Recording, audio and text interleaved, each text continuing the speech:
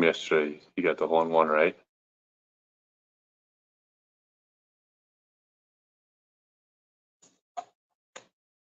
All right. What's up, everybody? By everybody, I mean none of you are logged in yet, but I'm just logging in now. 3 people are here. All right. And we are going to turn on. I got the show on in the background. Right now, we're just watching.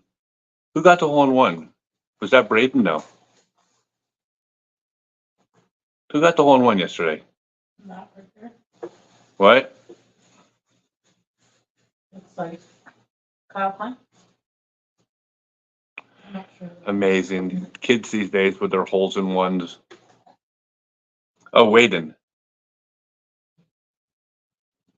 Yeah, That's a new name for me. Waden, yeah. Hello, 7 people are in here. All right, now everybody's joining in. We're going to be teeing off the final round of the Jonesboro Open, and I can't wait to watch with everybody. I hope you all are going to have fun. Waden sides, I think, yeah.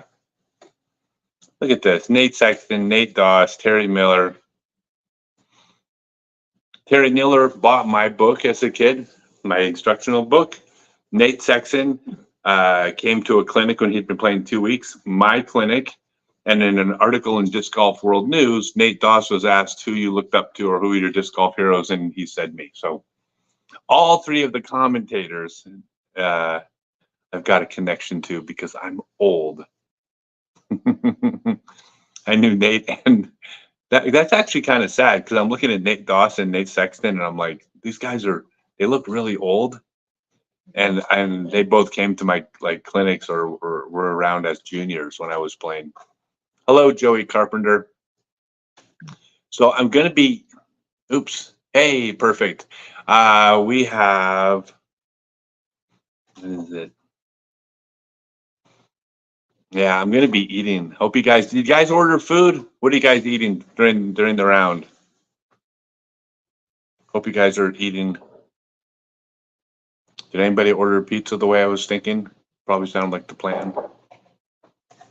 We could have got wings. The action begins. Will Tam be the man, or will Ezra finally break through and give a putting clinic? You got to say Ezra is a dark horse pick. Ezra is a dark horse pick. You know who? Look, all my your wife's making nachos. That's a good woman. Please tell me it started with you saying, "Woman, get in the kitchen and make me nachos so I can watch disc golf." I think that's probably how it went down. Steak tacos. Yeah, no, I got, I got 3 picks. The first one is if my life depended on it, you have to go with AB. That's a big stretch, right? If Simon was 2 strokes ahead of Gannon, Burr, and AB and Calvin, I would have Simon. If Calvin was 2 strokes ahead, I'd have Calvin. If Gannon was 2 strokes ahead, I'd have Gannon. All 4 of those players, if they had a 2-stroke lead, are the odds-on favorite. So that's easy, AB. My second pick is I'm going Albert Tam. I think Albert's ready to step up and actually. I think he's about to break out. I think Albert's on the cusp of becoming a massive player in the game. He already is great, but he's about to break through. And my third pick is I got Kevin Kiefer bouncing back and getting on the podium today. So those are my 3 picks. I got Kiefer on the podium. I got Albert Tam, and but if you put a gun to my head, I'm going AB. I didn't know Simon's hurt. He's having back trouble. Oh, it's a bummer. That's unfortunate. I hope it's not serious. Yeah, Tam has a great opportunity. He really does. I mean, good to see Proctor playing well. Where's Proctor? I didn't see him up there. Where is he? They're only showing through 13. Yeah, they're only showing through 13. So here's the thing about Proctor. Proctor could win any Pro Tour event he plays. Oh, there he goes, tied for 13th. Mm-hmm. Yeah, Proctor could win any tournament he plays against the best in the world. But I think that certain courses are going to favor him more than others. So If he doesn't think he'll dominate, just get a store-bought turkey breast and inhale everything but the skin and bones. Ice water, wheat bread on the side. That sounds boring. No, I'm having okay, Ben Calloway. All right, we're gonna watch. I was mostly chatting during the FPO because it was not really close. All right, hold on. I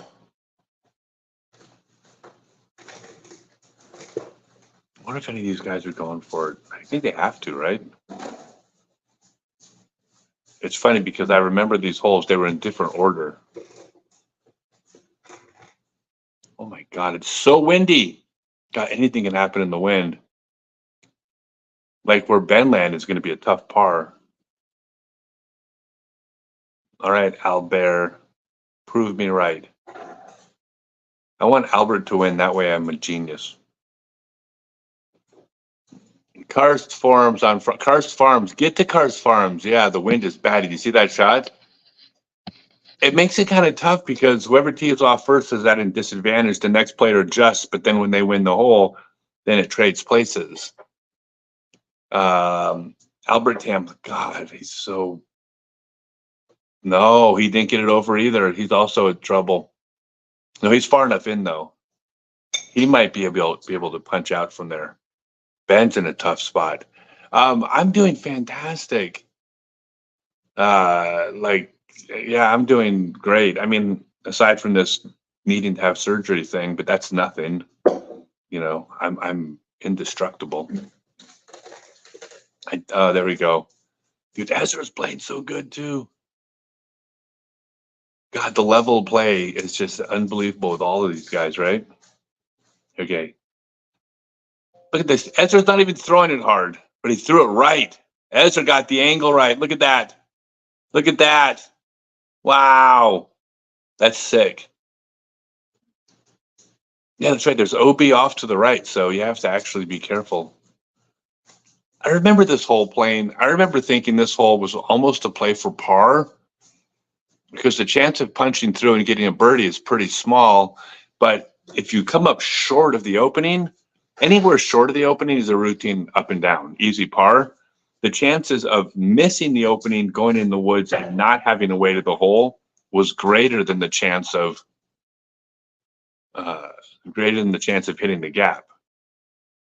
Look at this. Both Gannon and Ben are going to have tough approaches from out there.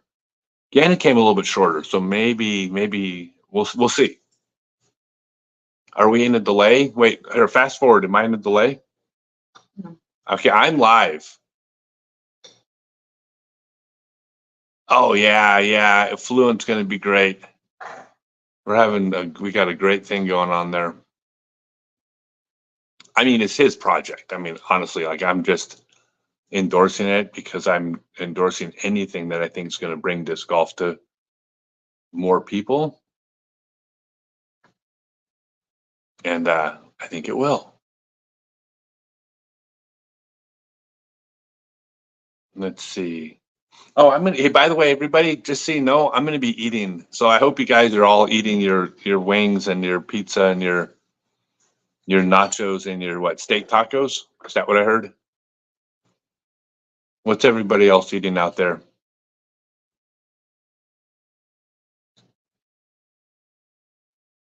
Greetings from Norway. Thank you. Oh, here we go. Greetings from Norway. Thank you for sharing your wisdom and experience on YouTube. They've helped a lot. When will you be able to purchase Stokely discs in Europe? Well, I'm working on it. I'm working with Suna on working on a bigger project to get discs specifically to Norway. But they're already putting. Yeah, I mean you can order them. Just shipping's going to be expensive, you know. Dos Equis. Ha! I saw that. I'm not going to say it, but it's funny. Okay, is this Gannon? So I don't think was Gannon. He wasn't trying to play it safe, was he? I think Gannon was in. Yeah, I don't think Gannon's ever played safe before. So he was. When you're shy at the opening, you can get up and down. I think Ben's gonna have that's thick. Ben, like it's basically luck of the draw if Ben's gonna have a window. Let's watch together as a disc golf family. Yep. I think Ben's up next, right? Let's see. Wait. So I didn't see Ben's. Wait a second. Oh, Albert. So Ben must be in there then. So, oh, Albert, no. That over the top shot is like in this wind. I'm looking at the wind. I don't like that at all. I mean, it might be his only way to get there, but when you take a disc, is he going to do it? Oh, he did it. Kind of, yeah. No, he did a great shot. That's totally tricky, guys. When you throw a disc like this, it's a wing. It like penetrates the wind. You can use the wind. When you throw it like this, it's a sail. And the idea of a sail is that the wind has control. So when you're throwing up high over something in the wind, you're throwing a sail, not a wing. It is nearly impossible to control because a sail, by definition, is an object where the wind is in control. So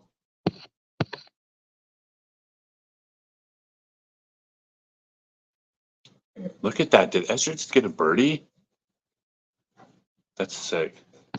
All right. Ezra just has to forget about Brody Smith's insult during their practice rounds and maybe tell Calvin that he looks like the actor that plays the character Percy in the movie No Hard Feelings. I've never seen Percy, so that might be a hilarious statement, and I have no idea. Yo.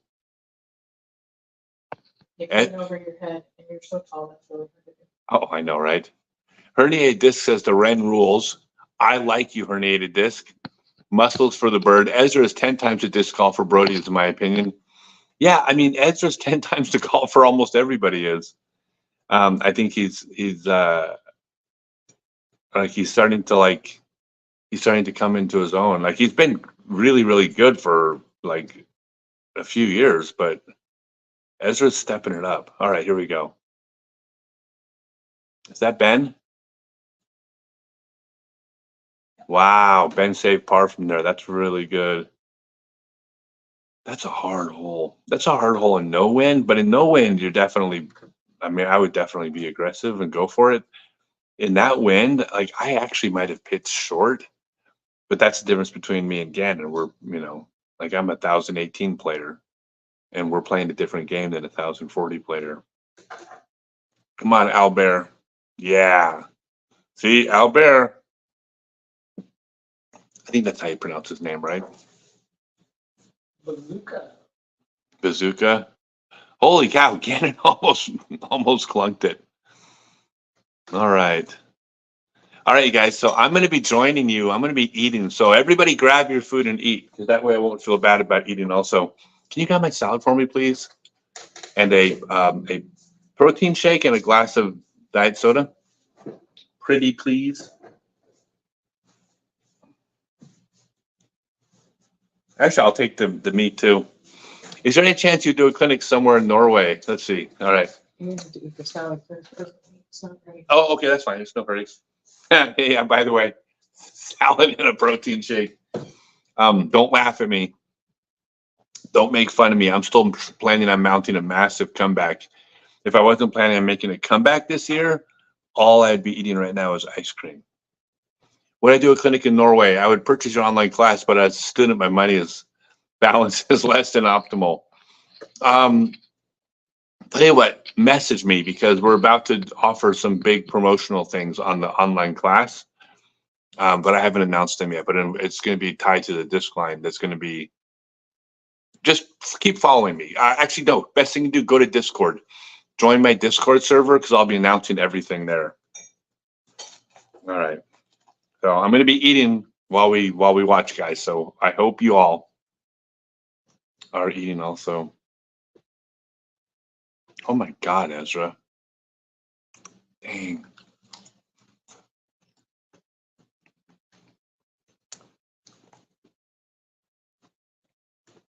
I've never played in Korea. I really want to. We were going to go to South Korea last year because we were in Japan and our visas didn't come through in time. That's it. So Ben's actually trying to turn it over. He didn't get it over. It is so windy out there.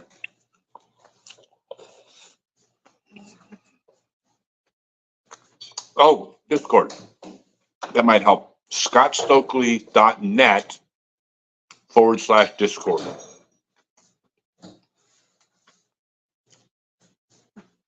There's no salad dressing in the Okay, so I'm in my humble opinion. Look at Albert. He's gonna do a sidearm. Good job, Albert. I'm so proud of you. Oh. So this might be loud. Go ahead.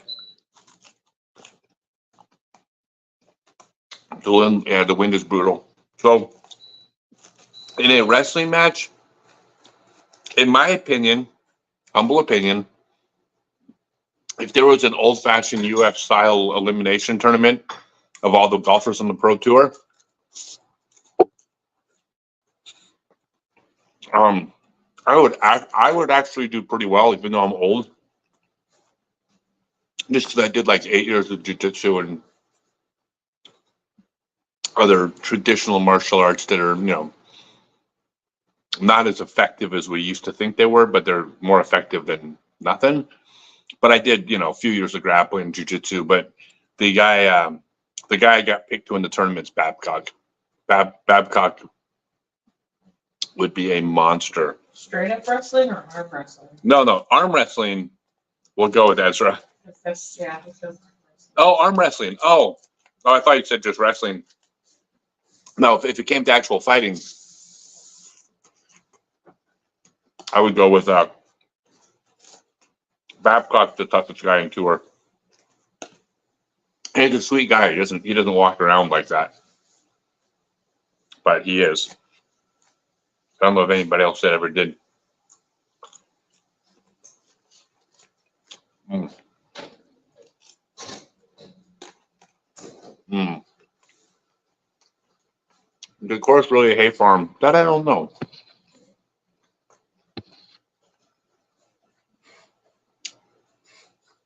What hole am I on? Okay, I'm watching Albert Tam just did a putt on hole 2.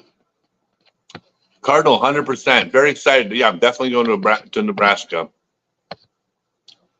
Hey, brother, when are you going to do another tea and chat? Well, that's awesome. I love that. Very relaxing and fun listening to it on Pizza for us here in El Reno, Oklahoma. We're thinking that turtle named Disc. I'll keep that in mind. Jake Wolf would be tough. Jake would be tough. Be a nice guy and put a large mirror in the back so we can watch the DGN coverage. I can't. I would have Disc Golf Network would be so mad at me. They might actually be not allowed. Ben Calloway just had a rough putt for birdie, which he missed.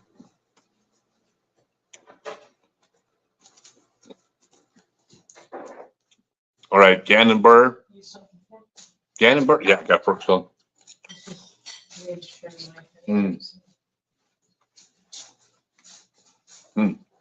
Check this out. Along with my salad and protein shake, a big old piece of meat. Look at Ezra. Ezra's off for a 2-for-2 start. Well, he's got to make the putt, but he's 15 feet. Yeah, Ezra's so sweet. I hate calling guys sweet because I don't know if they like it or not, but he's a sweet guy.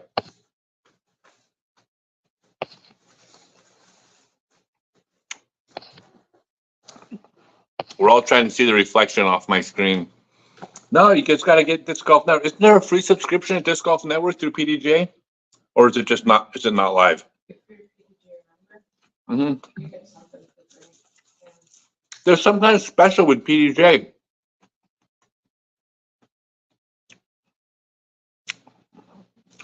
For, I'm not sure how it works, but there's something.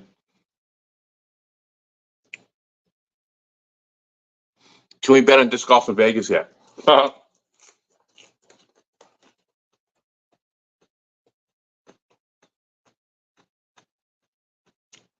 Vegas? Who needs Vegas? Who needs Vegas? let's see, the disc golf half off for PDGA members. Yeah. I mean, network's great. Thing is, here's the thing about disc golf network is these guys are not really making any money. They're pouring everything back into making this thing grow. So when you get disc golf network, you're actually promoting the growth of the sport. I don't work for them. I'm not a shill for them. I'm just telling you that I've seen the ins and outs. The machine that is trying to put this thing together and make this sport something that is going to reach a whole new level it's incredible. And like, you're not just lining the pockets of people if you're subscribing to this golf network. You are contributing to everything that's happening in our sports growth. So don't think of it as just spending money or that, oh, that might not be the price I want, or I could watch coverage later. I mean, it's amazing to watch live, but also like the money's going to a good place if you want the sport to grow. I'm a big fan of the tour, everything they're doing.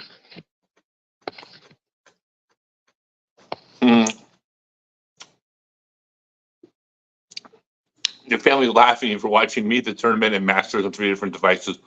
I was just at Elvis Presley's house in Memphis 2 days ago, and in his living room he had 3 TVs so he can watch ABC, NBC, and CBS News at the same time. So tell them that you're not being silly. Tell them that you're being like Elvis. Or Lyndon B. Johnson, if that would go further. Yeah, or Lyndon Johnson.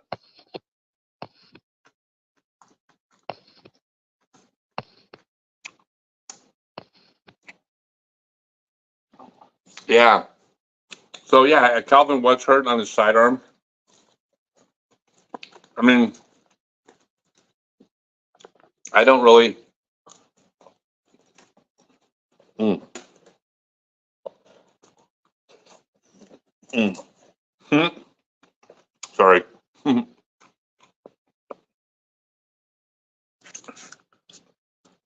So my idea, I purposely wanted to eat while I was watching.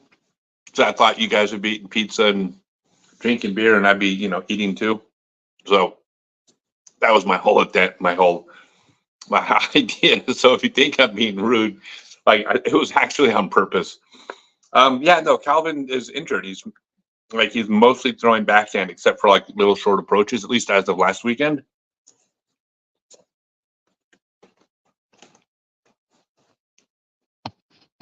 Mm. Mm-mm. 2 different motions, totally.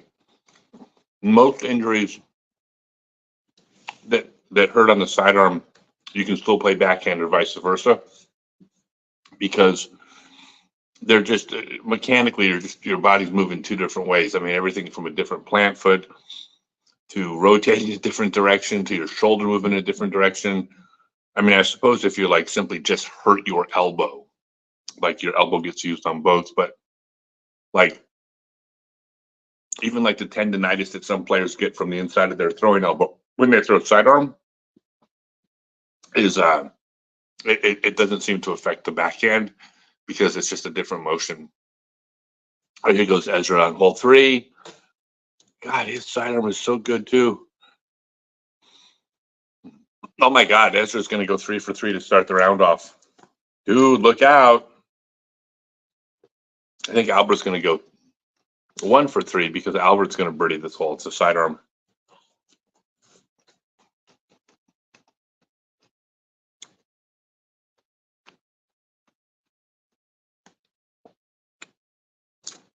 Where's Kiefer? I still got Kiefer picked for the podium.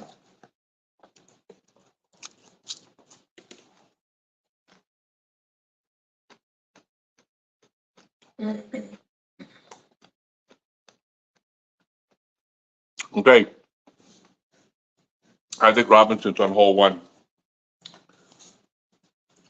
I don't think she drinks either, to the best of my knowledge. So, in honor of our world champion, I'm going to drink my protein shake. My 0 calorie 1 gram of sugar protein shake. Or not 0 calories, 170 calories, but 0 sugar, 0 carbs. That's what I meant to say.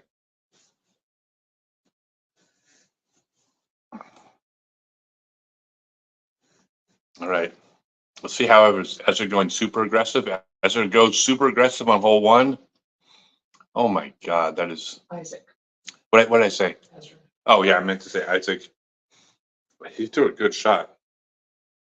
He might have been playing for par. It came up way short.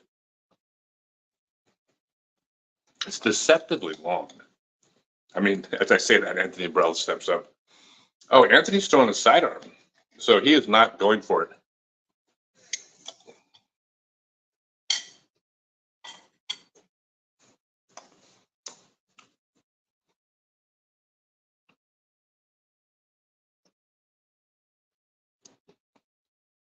Wait, is she actually going for it? No.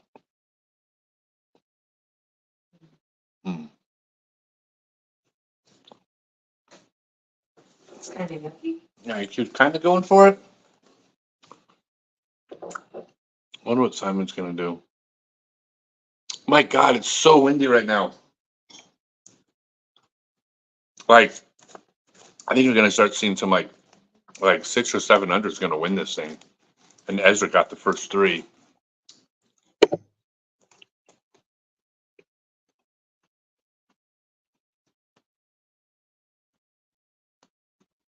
Oh my God, Calvin just parks it.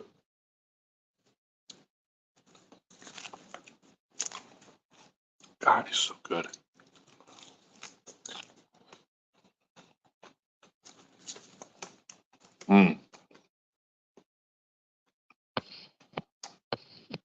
Hey, Paul.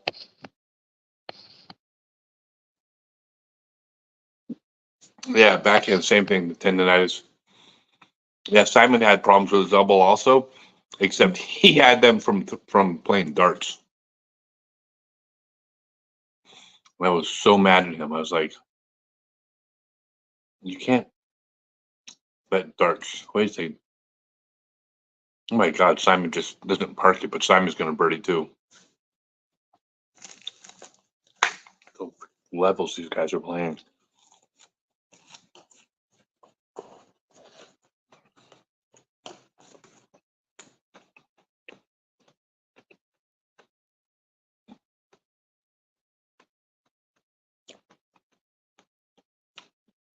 Jesus Christ, Calvin.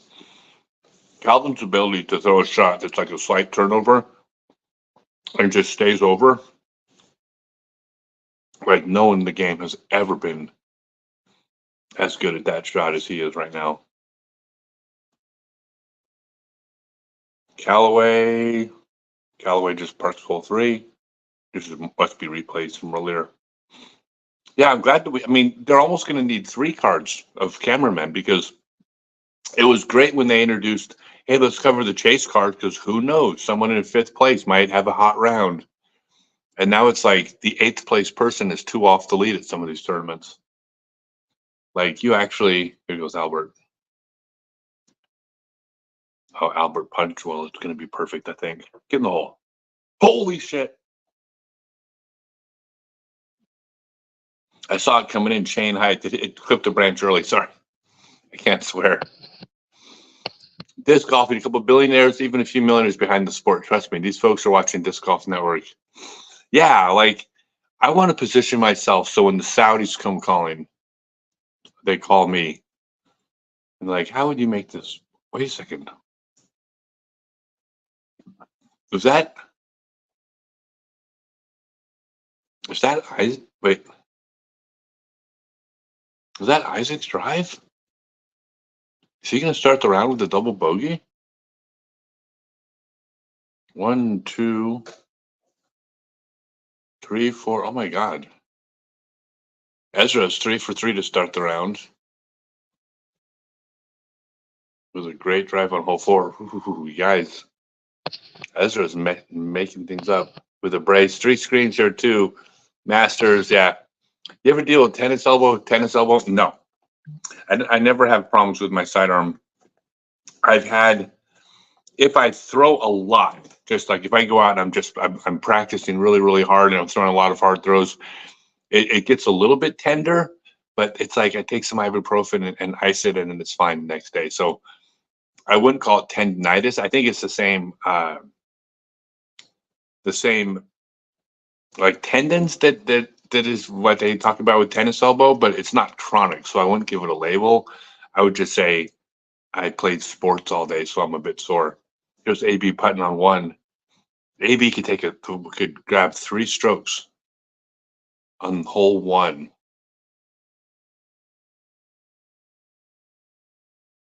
Nope. He can still grab 2 though. So if Isaac makes a long putt, then they're going to be, it's only going to be a 1-stroke swing. If he misses this putt, it's still a 2-stroke swing. So Isaac is putting for bogey, and he makes it. God. Even when these guys mess up, they're all so good. It's like that's the difference between like Isaac Robinson and me. Is when he just blew up on the first hole for a bogey. If I blow up on the first hole, it's a double bogey. And 5 of those around, it's the difference between 1040 and 1018. So annoying. Keith is a great guy. Did Bobby introduce us to Babe Ruth of disc golf at the Hall of Fame? Are you saying I'm fat?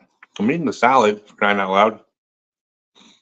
Can I go eat like 24 hot dogs before the big game, like the Bambino did, according to the books? Anthony Barella and Isaac in the playoff. That's a good prediction. Although, wait a second, AB's got a long par putt. He rolled down to the bottom of the hill. Holy cow, it just got real interesting. AB makes it. God, these guys, like, I don't want to say they never miss, but they close enough. Any Native Americans on the disc golf tour besides Krista Qatar, Lindsay Fish, Leah Ticini? I misspelled Leia's last name. I'm so sorry about that. Just wondering. I don't know. To be honest, Calvin just snuck one in close on hole 1. Parked, Calvin, wow. Vinny parked, and Simon just matched it. Great throws. Isaac was OB.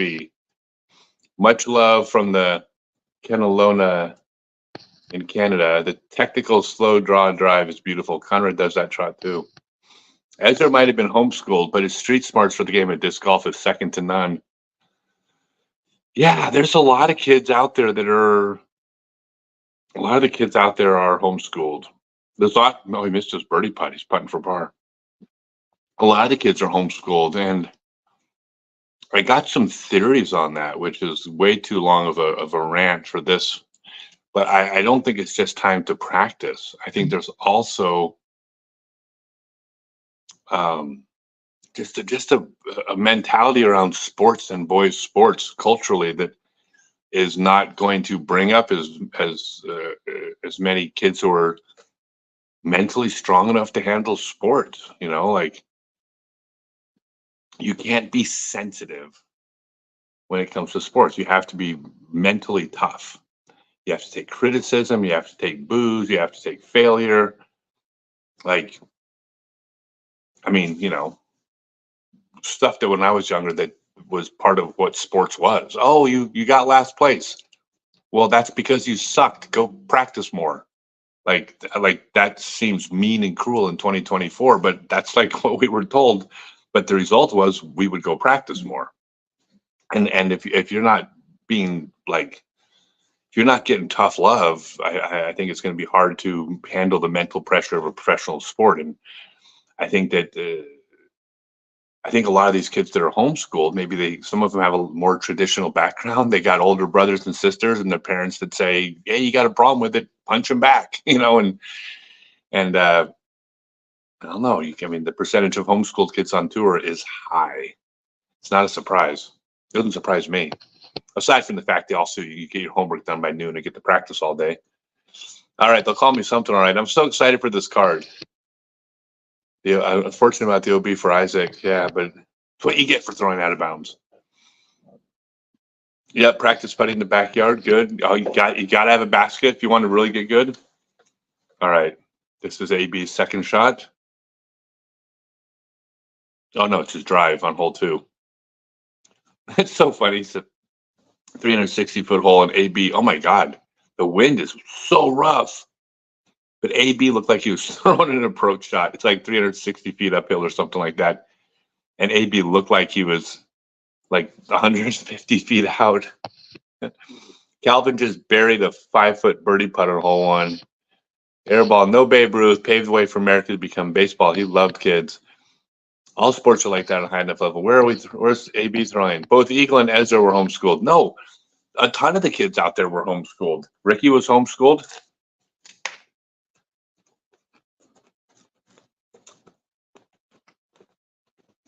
It's very common. Ellie Ezra was homeschooled. Cole Rodon was homeschooled. Were the Robinsons homeschooled? God, it sure seems like a sidearm up the hill. I mean, you're going, I don't know, just it seems like a sidearm to me. That's why I'm not out there.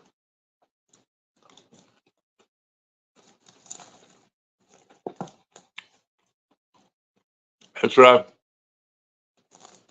Ezra just missed his first hole. But he's tied for first, but he's got 3 more holes ahead of him.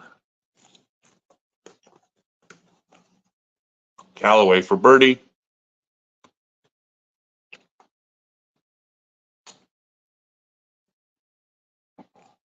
Since 2007, the highest rated amateur woman has been a homeschool kid. Everything seems like a sidearm to me. Yeah, when you're a hammer, everything you see is a nail. Is that right?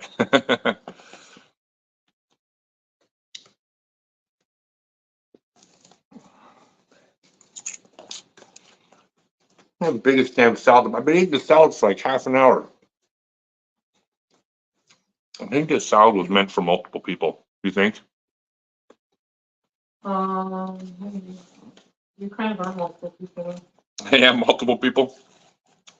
I mean, if 2 people stood on, like, one on each, one of them stood on the other one's shoulder, it's just almost.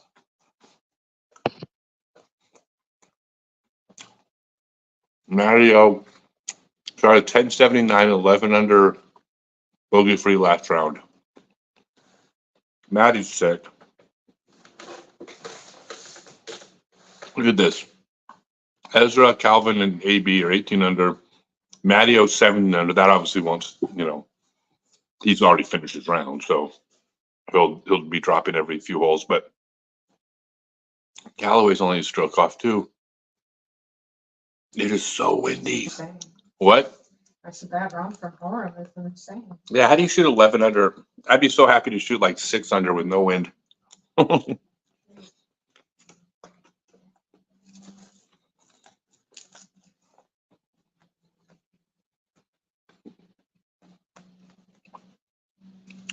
Jeff Thompson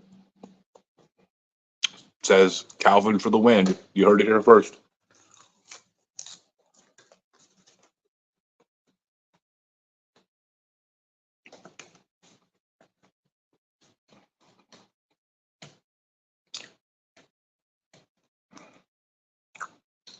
By the way, on my vlog, I was drinking Premier Protein shakes, just waiting for Premier Protein to contact me to sponsor me, and they have not stepped up. So guess what, Premier Protein, you don't get my business anymore. I'm spending like, how much do I spend a year in protein shakes? You spend like $30 a week. $30 a week in protein shakes? No, it's more than that, because you get like 3 cases and they're like $25. So it's like $75 a week. I spend $75 a week on protein shakes. I spend $3,500 a year on protein shakes. Yeah. Although in fairness, I'm also not eating certain meals because I'm like, that's my food. I'm not, you know what I mean? But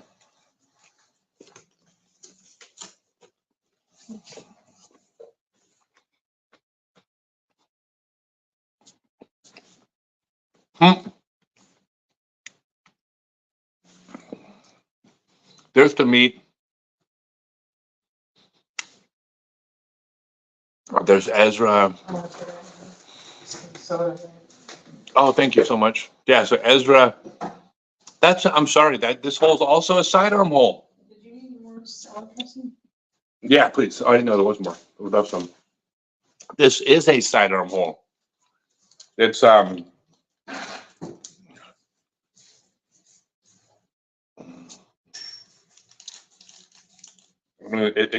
sidearm fades towards the target. Oh, here you go. And yeah, I'm eating. You think Calvin takes comfort? Yeah, I mean, Calvin's got Calvin's got good everything. I mean, the fact that he's sitting up there in first place without the sidearm is just, it's so impressive. But yeah, no. So I mean, the protein shakes I like, and I'm I got my surgery and stuff like that I got to deal with. But in the off season, like I worked out 4 days out of every 6, lifting weights, doing about 200 grams of protein a day, because that is basically that is what I need to do to actually put on muscle at 54 years old. So it's actually really, really hard to put on muscle when you're older. Like the amount of working out I do, I would be like a bodybuilder, honestly. Like the amount of time I put into it, if I was 20 years old, I would be probably bigger than I want to be for disc golf. But because I'm older, I do the workout of a bodybuilder just to get a moderate amount of muscle. But that's what I'm doing because I'm trying to compete. Yummy for my tummy.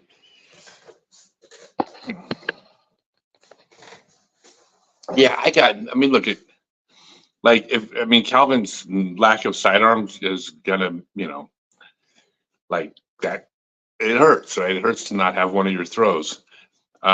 Barring that, it's Anthony Burrow, Gannon Burr, and Calvin Heimberg are the 3 best players in the world, and I think it's clearly the case that they're the 3. And then there's 20 other people right below them, but those 3 are playing at a different level. Well, actually, AB and Gannon are, and then Calvin's hurt, or else Calvin would be. Can I get some salt, please? Thank you.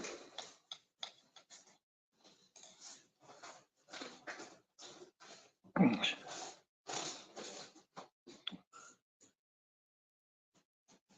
at that. Wait, is he going to get a hole in one? Is that why they're showing it? No.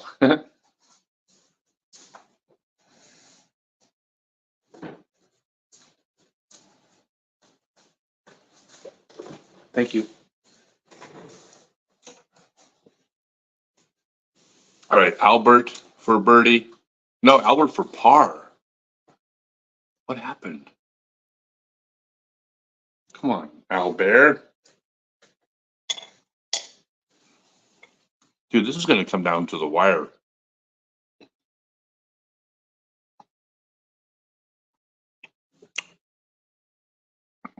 Need some trend and growth hormones, lots of testosterone. It's all available to anybody that wants.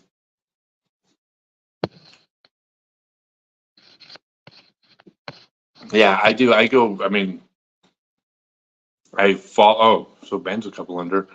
I follow everything my doctor recommends as far as keeping my body to everything. It's not just that. It's just everything needs to be at the right level.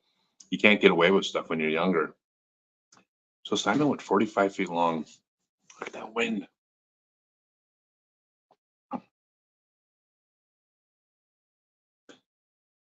He's putting 45 feet with a right to left wind. Like, that's the worst putt in the world, because if he goes 20 feet long left, Jesus, he's so good. He spit out, but it was so good.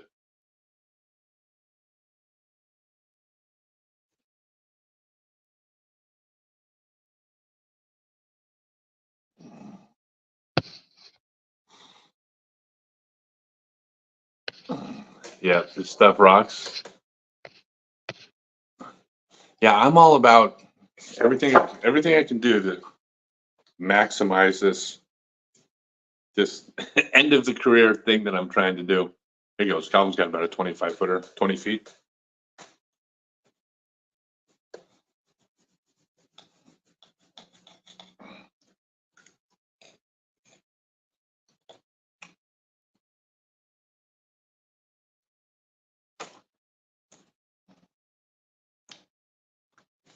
I think Calvin should grow his hair out, though.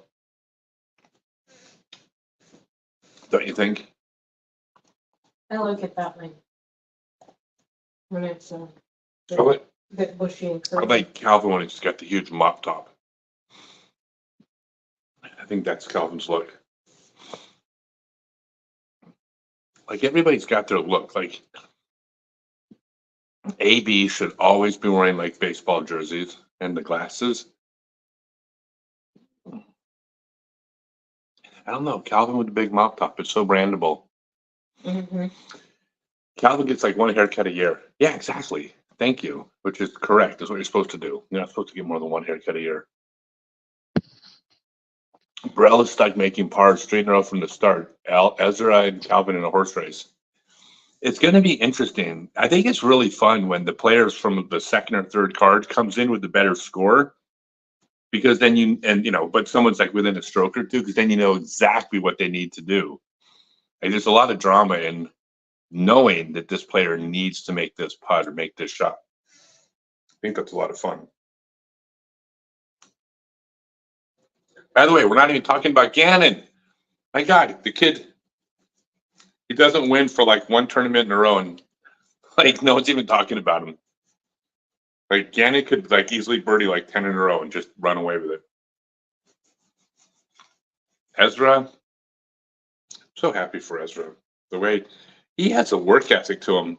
Did you know when Ezra took up disc golf and he thought it would be fun, he didn't start really golfing. He basically almost from day one was doing field work. He was like, I need to learn how to throw far and throw perfectly. Yeah, no hard feelings. Jennifer Lawrence. He looks like Percy. Okay.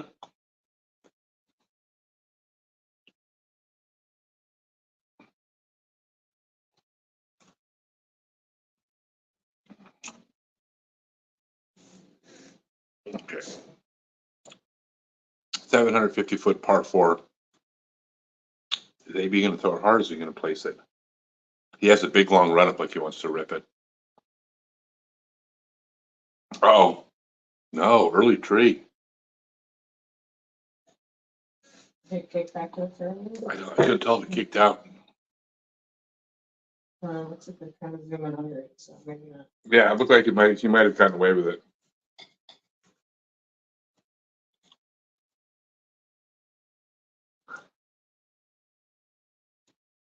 Hey, Simon's throwing the control shot.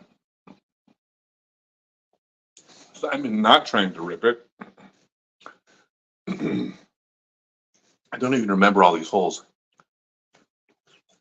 from 2 years ago.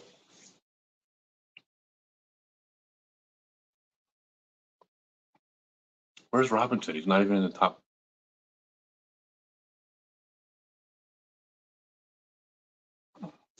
It's such a tough thing because in the wind, He's tied for fifth. It's just not showing on the scroll down there. he's tied. Mhm. He's 17 under. Yeah, it's so difficult in the wind because like the right play is to play conservative, but none of them are playing conservative, which means they're all playing wrong because they're playing too aggressive in the wind. But they're all so good that a couple of them will still play really hot just because they're so good. And there's a bunch of them playing aggressive in the wind. You're going to have a couple people that get away with it. And that forces you to play aggressive in the wind too. Like you can't play conservative. Like AB can't be thinking 4 under. Like he's got to be aggressive. So like on that last throw, he threw it really hard, but it's like he's not wrong. Still needs to get birdies.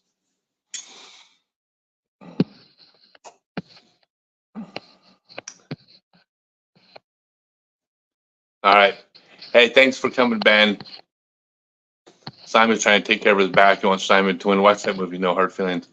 Yeah, Ezra could have won last tournament. Yeah. I mean, Ezra's right there. Okay, so AB did get away with it. He's got a little window in the front. And watch this. Boom!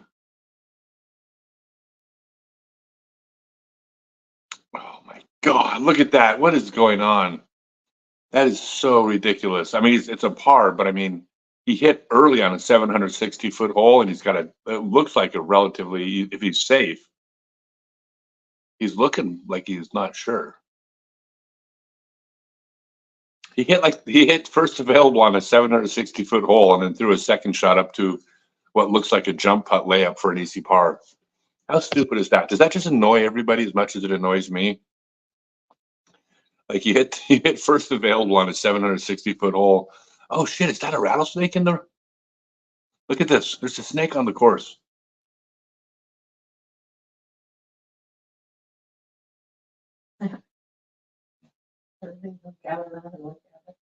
And look at they're holding they're holding the gallery up. The entire gallery is being held up for a snake crossing. That's really funny. Kind of a rude snake, because if there's like 100 people trying to walk by, the snake should have waited for everybody else. Rude. It doesn't understand. It's interrupting. What? The snake doesn't understand? It doesn't, but it's interrupting.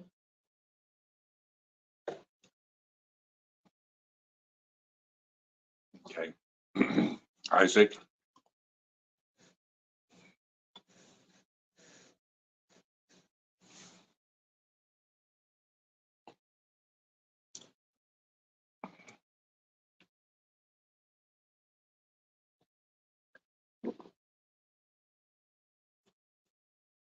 I was in Peoria. Wait, was it Peoria? Yeah, I think it was Peoria. There's a big black snake in the fairway. And so I was like, I'm like, that's cool. I want to like, oh my God. Oh, that was yesterday. And so I grabbed the snake by the tail and I picked up the snake. It's probably 6 or 7 feet long, this big snake. And there's a picture on my face. I search for Scott Stokely snake. It'll probably come up. But I picked up a big giant snake. And then the snake was like dangling there. And then all of a sudden it turned and looked at me and kind of like made a move like it was going for me. And it scared me to death. Like, I've seen that picture. You've seen that picture, right? Mm-hmm. Yeah, I dropped it and like ran away.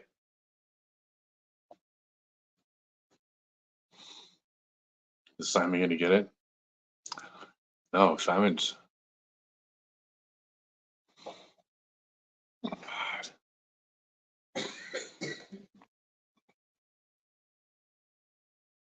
Okay, Ben's got his second shot. It's a good drive. Ben's got a pretty routine up and down, it looks like.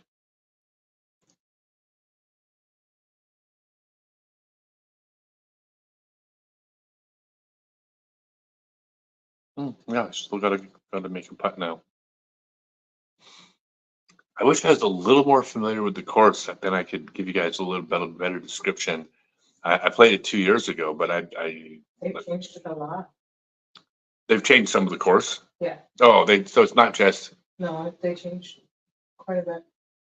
Oh, I got easy answers to the men and the women on the Pro Tour, and it's really easy.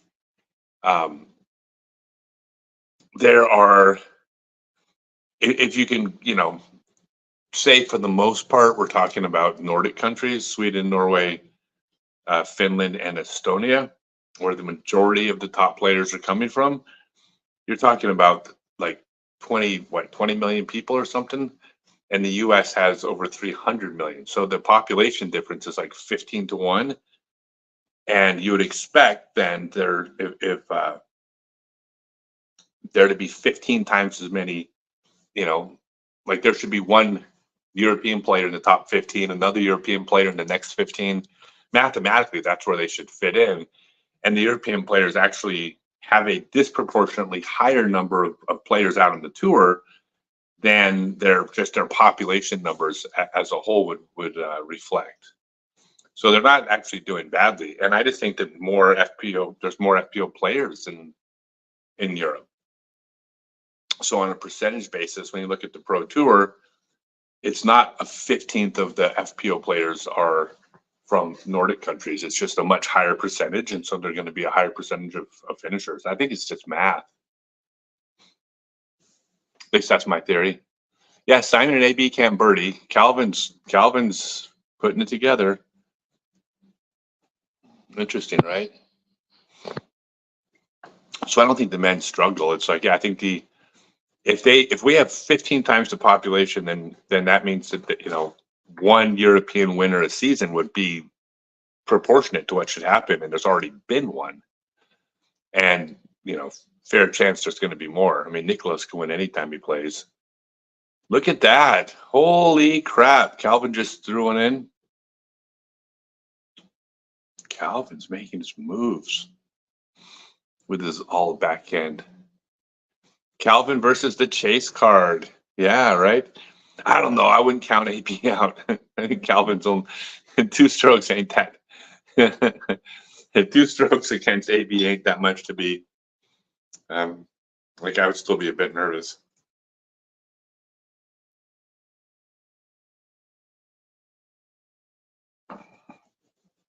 I think it's going to come down to the wire. No one's going to run away with it. That's for damn sure.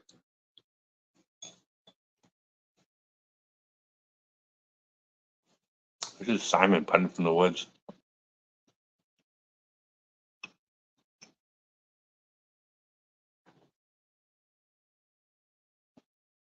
Wow, Simon almost just made a up, and then he just rolled to the bottom of the hill.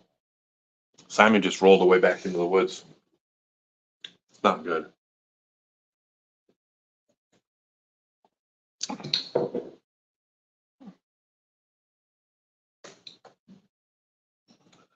Show Simon watching it roll away.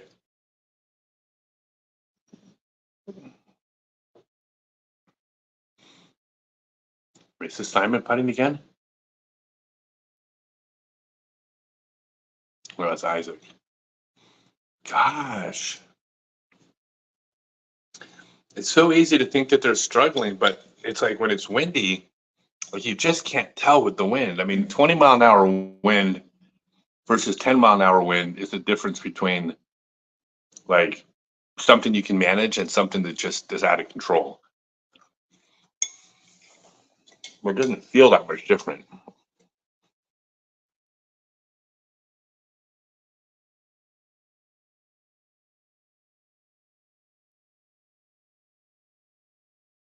Holy cow, Ganner's got another spit out. He's been getting a lot of spit outs.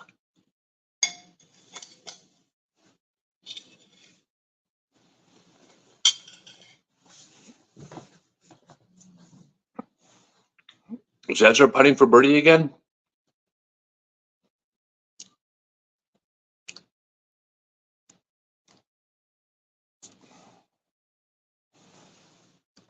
Wait, Jake, are you saying that they're calling the wind 26 miles an hour? Is like it's steady at 26 miles an hour? Yes. Or gust up to 26? Or is 26 miles an hour that it's gusting to 26?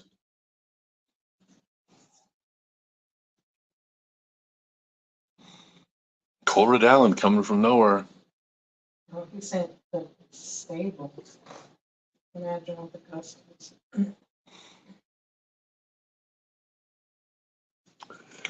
That was the weather report earlier. Jeepers, that's crazy.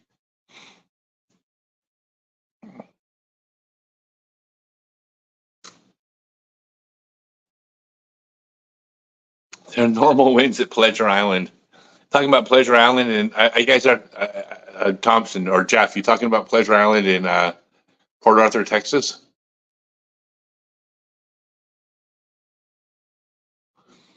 Got the word that Calvin learned that there's a rumor saying he looks like Percy in the movie No Hard Feelings.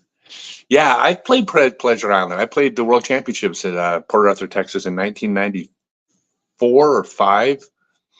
No, it's 4. And I lost. I always lost to world championships. Actually, I finished 5th. So at the time, it was my best world's finish. After that, I got a 4th, 2nd, 2nd, 4th, and 5th again in order, but never could win it. That was the first time you met me in Port Arthur. Yeah, Port Arthur was great. It was an amazing experience. We had the whole Pleasure Island to ourselves, basically, which back then, here goes Ezra. Look at 655-foot holes. AB going to go for it?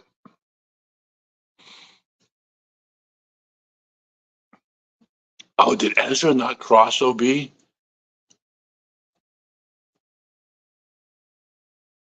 Look at Anthony.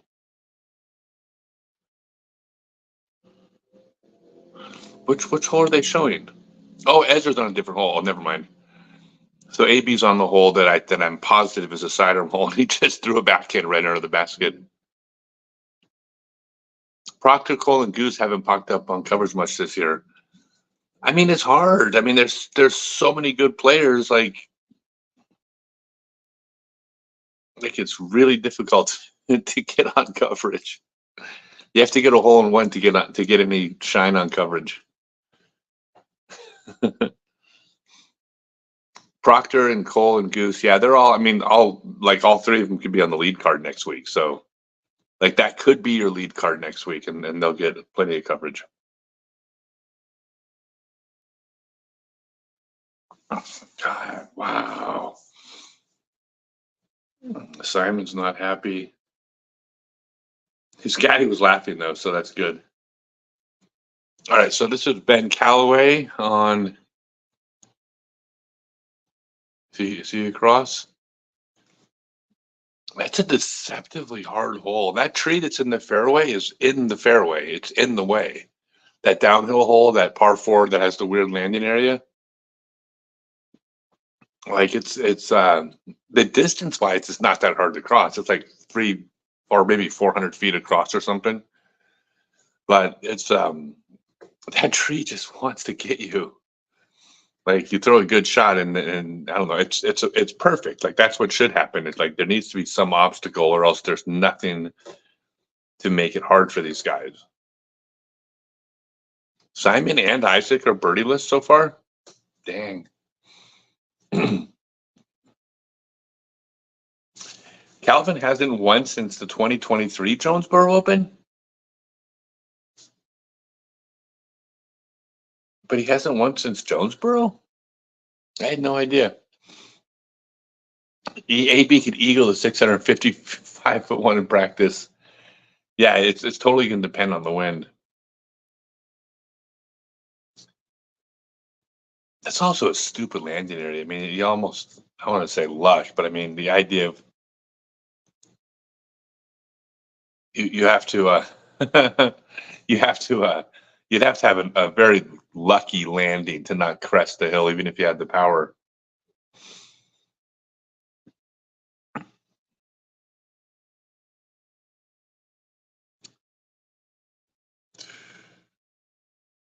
It's a whole different game out there in the wind, right?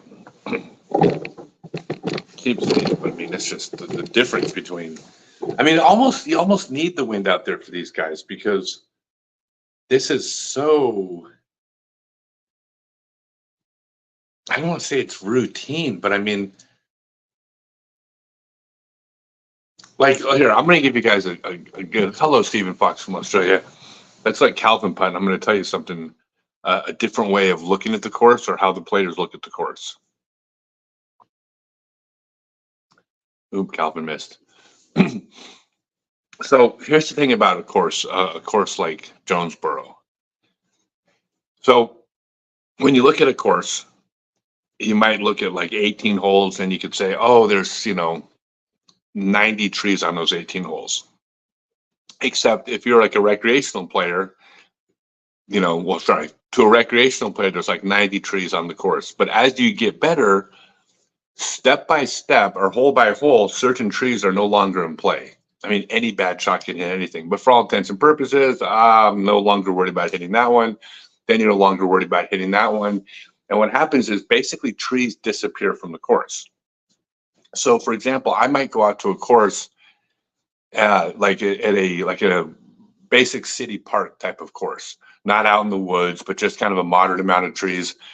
And I might look at that course and I'm thinking there's 3 trees on the whole course. Like the trees dictate my shot selection. I got to throw a wide hyzer, I got to throw a low sidearm, but the trees aren't really in play. I'm not going to hit them. So the better you get, the less and less trees there are. And to a point where, like, I can play a course where there's basically no trees on the course, because they dictate my shot. They don't really come into play. So a course like this one, Jonesboro, it's a good course, but in no wind, most of these trees are not in play. So it looks like the course is covered with obstacles, but they're not. A lot of these holes are effectively wide open, no obstacle holes for the players. So the fact that there's wind, that adds an element that brings these obstacles back into play. God, I'm really pulling for Ezra at this point. That'd be so neat if you put it together. Hey, what's up, Murder Mike? So yeah, so that's the problem with, like, not a problem, but with the course like Jonesboro is most of the holes are effectively wide open for the players that are throwing them. All right, let's see how AB does. Is he on the long hole now? Is he on the 655-foot hole? No, he's not. He's on the 560-foot par 4.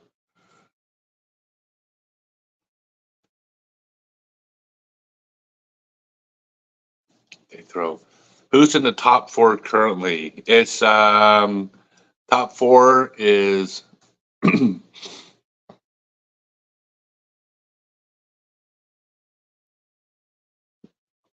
let's see. I think Calvin. Oop, Calvin hit a tree. It's right now. It's Ezra, Calvin, Anthony Barella, and I think they're off and running, aren't they?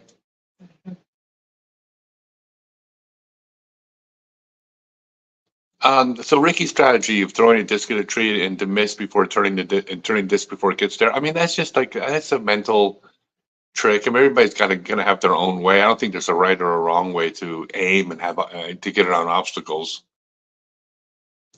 Like, I don't think it really matters. Like for instance, I'm not suggesting that there's a right or a wrong way for this type of thing. But what I would typically do when I'm looking at a hole that has a couple trees on it is I'm basically looking at the line that it's going to take to get there.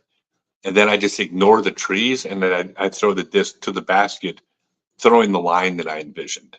I'm not actually trying to miss anything.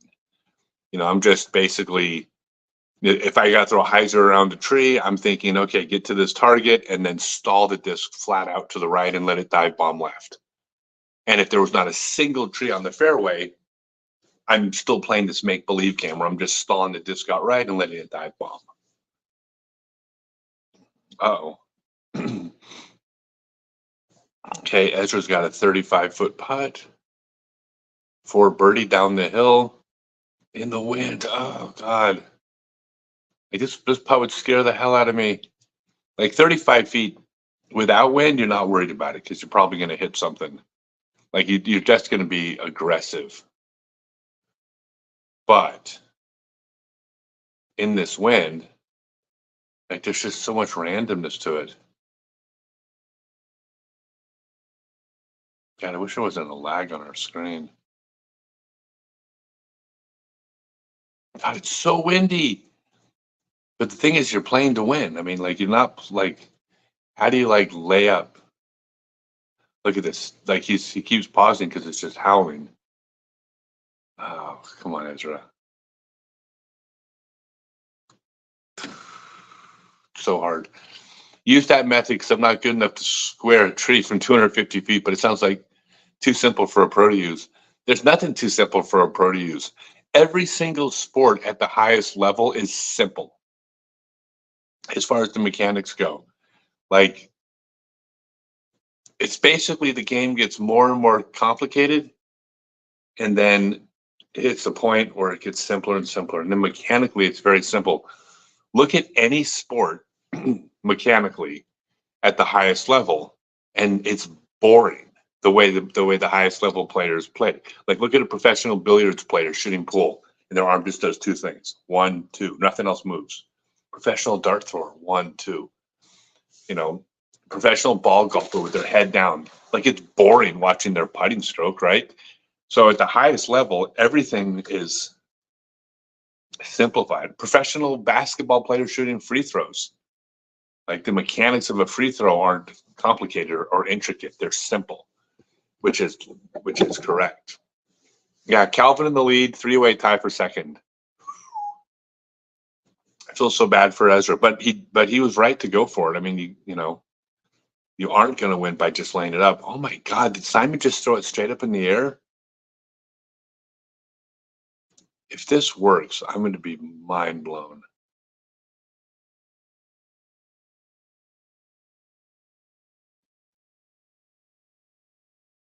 Wow, no, that didn't work, did it?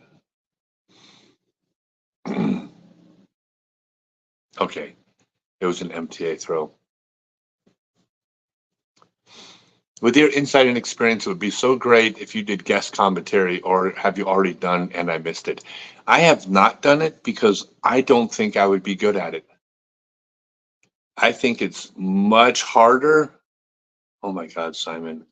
I think it's way harder than people think. And I think the skill of being able to coordinate the insight on a clock, and like that's a whole like skill set. Okay, here goes AB. Second shot on the 560-foot hole. Look at that. God, these guys are all struggling. But, I mean, they're not struggling. They're playing in the wind. So, is it fast forwarded all the way It is. on our end? So we're getting a lag because people are typing in things before we're seeing them. So it's lagging on our end. We're watching behind. But that's okay. That's the whole idea. I mean, what are you going to do? Oh, Ezra. Come on, Ezra. I really would love to see Ezra pull this one off. Okay, it's one bogey. It's not a big deal. He's 4 under after 6. Wait, is Isaac throwing a sidearm?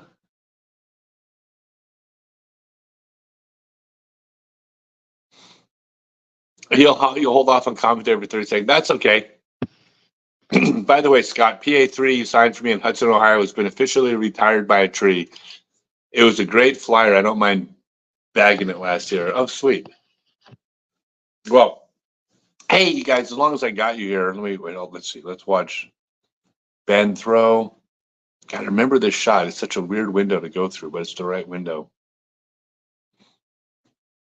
Hey, just so you know, my Stokely discs, first runs are out. This is the Wren, and these are different. It's a different plastic blend. So this is the Cardinal. This is the Stratoplastic. This is the Thermoplastic. This doesn't take a dye as well. Doesn't take the color as well. This is like a star plastic, so it's much more vibrant. They are available, and you cannot order these from my online store. And the reason why is that a whole ton of pro shops were early adopters in carrying first run Stokely discs, and I want those pro shops to get those sales. So I am not, for a little while still, I'm not going to put these on my site. So I'm basically losing all those retail sales because I want to support the pro shops that are supporting me. So, oh God, AB. Oh my God, AB just got a hit and a roll away. Holy cow. So anyways, contact your local retailer, and wait, AB's got a putt now. Holy cow. But contact your local pro shop and tell them to carry Stokely discs, and then they can get those sales from you. already exporting them to Finland for our retailers. I am absolutely working on it. I'm going to be, hopefully, I mean, there's a number of distributors in Europe that will be carrying them. It's just the logistics is so damn expensive to get them over there, which you can do in a container full because you're a company that has like 20 models and 5 different plastics. You can fill a container full of, a 50,000 disc order, but because I have 2 models, it makes it tougher to order in bulk. So we'll definitely be in Europe, obviously, but it's that's going to be a work in progress.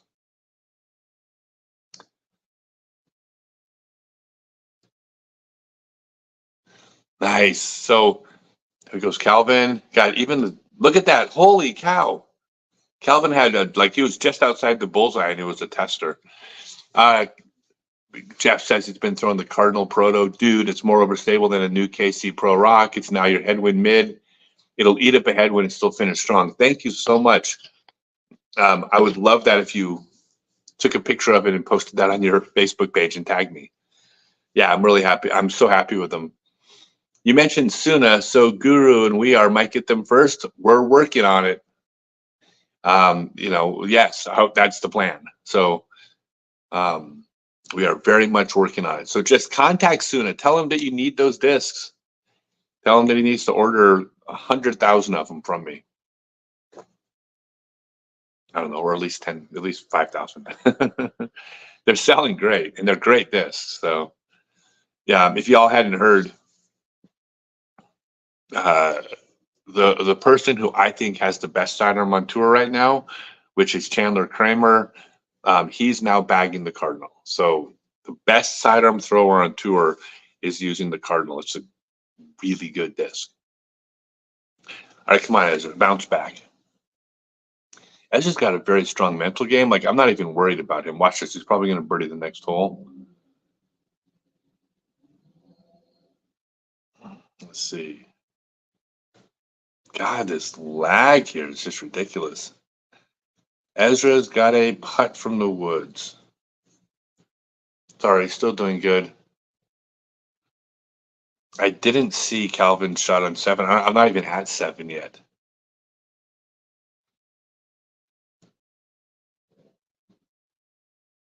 He says, Nate Doss says you need to have distance with drive placement, fairways and mids, circle 2 stats.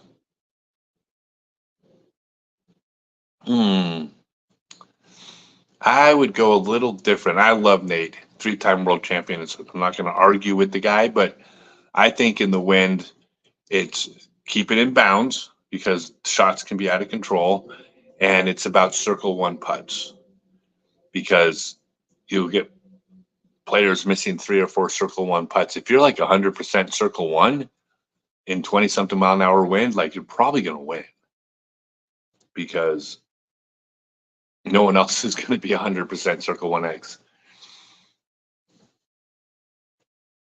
Yeah, and Jake says the Cardinal will place his method immediately. No, I love that. I appreciate it. Let's see. Oh, there goes Calvin. Is this the hole I was talking about? Yes, exactly. So I'm not rooting for Calvin to hit a tree, but I appreciate the fact that he did hit the tree that I said was the problem on that hole. Remember I said there was one tree in the fairway that actually comes into play that gives the hole the challenge? Well, that's the one Calvin hit. It's so deceptive. It seems like it's just so easy because with no wind, you just throw over them. Who cares? It's like not even a big deal. But with the wind, you have to actually split that gap, and it's not a gimme.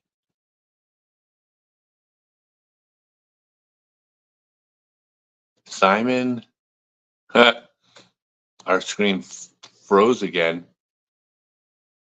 And God, it is so windy. You cannot believe like the area that the players are spraying in. Like when it's not windy, like these guys are all going to be within like 50 feet of one another because they're accurate and they can all throw right down the middle of the fairway. And it's like, let's see. So Calvin's 1 ahead of Ezra and Callaway, and then Brell is only 2 back. But like, he's only 2 back, but he also, holy crap, did he just?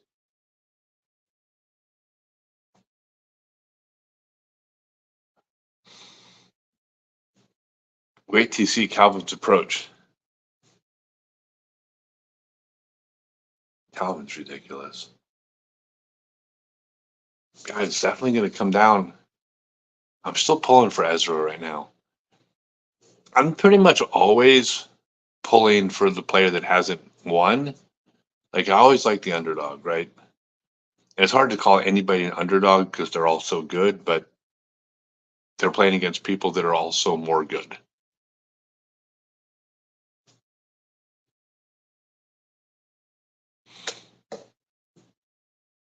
Again. You know what's really funny? Matteo got into the lead for a minute there because he finished his round. It would have been hilarious if the winds picked up to like 35 miles per hour and then like everybody went backwards and Matteo's score held. I mean, not hilarious to any of the players on the lead cards, but that would have been hilarious to me. Like, it's so windy that like nobody's shooting under par.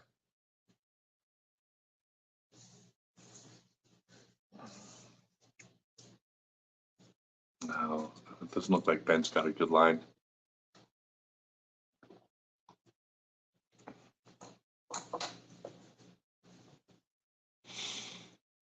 No, actually, he does have a line on it. He's lining up. I think Ben's going to make it.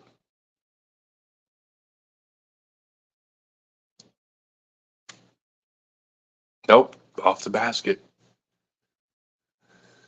Damn.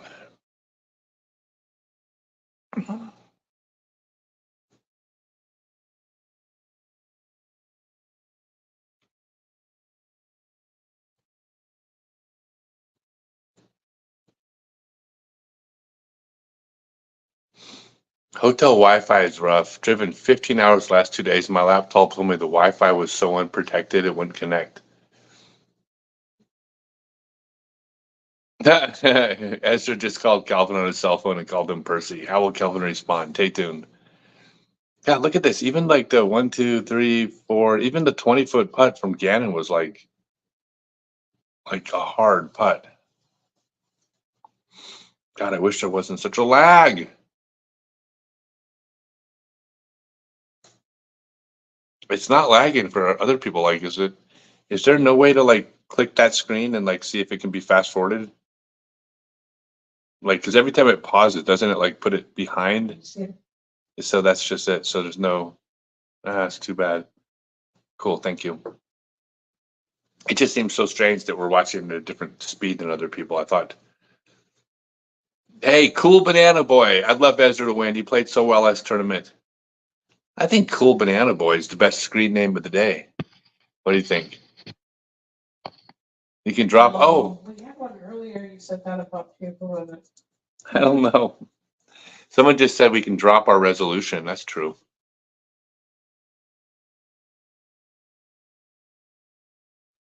Is Calvin going to actually punch it through and get under the basket?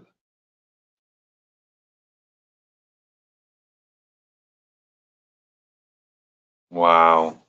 God. Okay, so it says if you log out and then log back in, it'll bring us up to speed. Does it give a resolution choice? Yeah, because the slower res it's almost like unwatchable. Like, it's pausing so much. Like, It's automatic, so it's supposed to adjust. yeah, it is. It's automatic. You can't even choose resolution. I can't even see where to choose the resolution.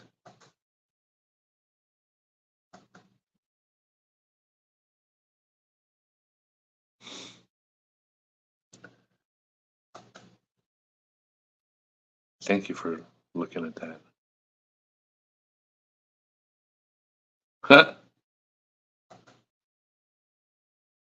And then, yeah, get rid of automatic.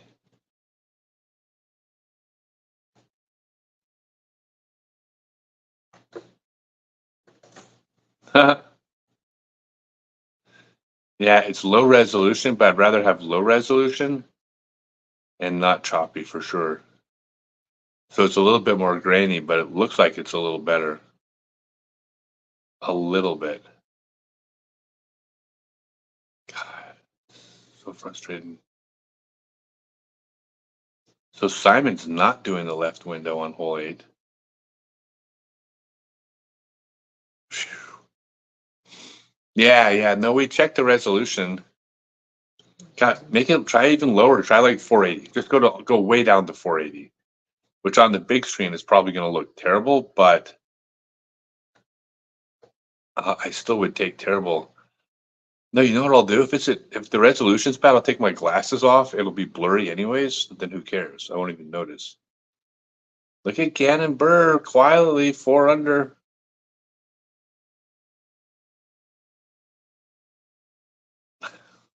God, it's just so bad. Ugh. Oh my, that was unfortunate. See, I'm like already lagging. I don't even know what was unfortunate. God,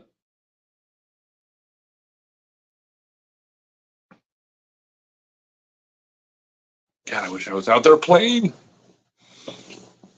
I mean, the wind would kick my ass, but actually, I do really well in the wind, huh? Yeah. I had some of my best rounds, like on the 2022 tour and 23. I had some of my, yeah, I had some of my best rounds. I'll know it when I see it. Okay, cool.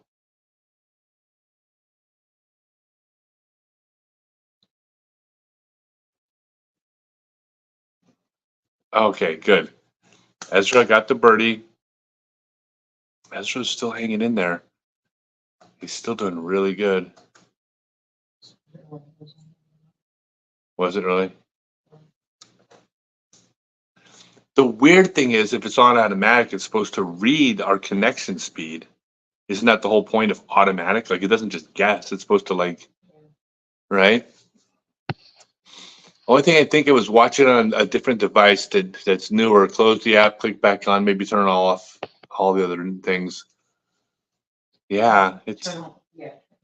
We can't turn off the stuff on the network. It's shared. So yeah, it's a we're shared. limited. Yeah, we're limited by our hotel. All right, time to go. TD stuff happening at FCK. Thank you, Pete Collins, for being a TD. Everybody that's a tournament director is my favorite people in the world because then I get to just show up and do the fun stuff. Okay, Albert Tam, 15-foot putt for birdie. You tried. it helps. Hello, Andy Watkins. Jesus Christ, Albert for birdie. I still think Albert's going to birdie the last 6 holes for the win. I'm calling it right now.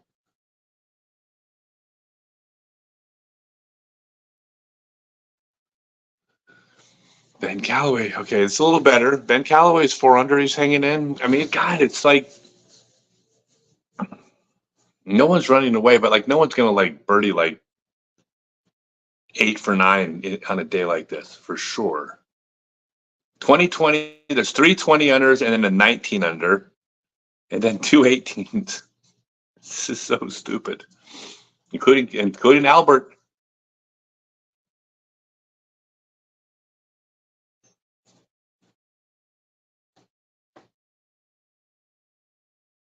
Did Calvin just park one? Oh no, that one must have been from yesterday.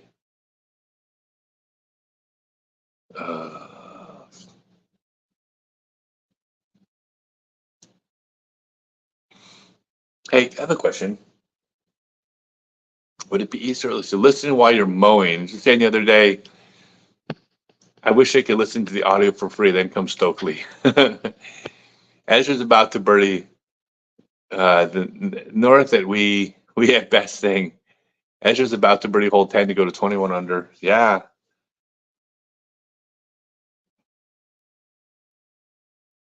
You know, it's funny when they do like the overhead drone footage, like there's like, it's not choppy. Look. And then right when the person throws and the disc leaves their hand, you're like, is it going to be a good shot? And then it just freezes. Have you noticed that? No. Yeah, watch this. See, look, it hasn't been choppy. No. For the last 10 seconds, it hasn't been choppy, right? Now watch when he goes to putt. It's going to freeze. Okay, it didn't. But it doesn't mean I'm not right. We need Ezra to get a win. I agree. Let's give all of our mental energy to Ezra.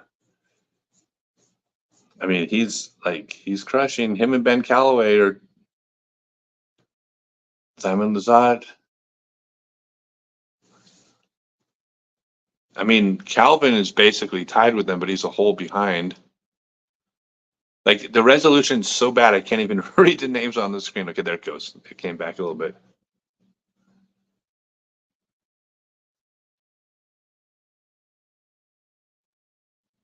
Wow.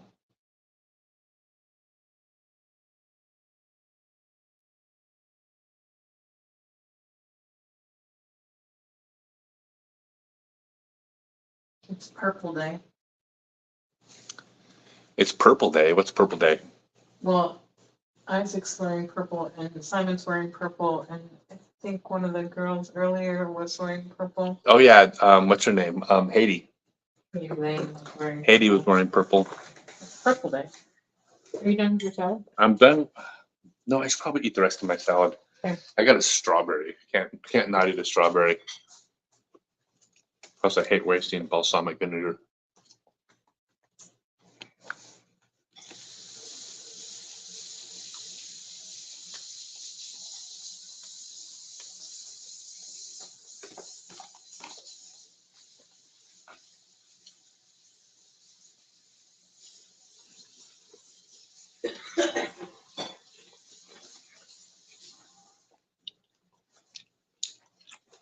Where are they playing next week?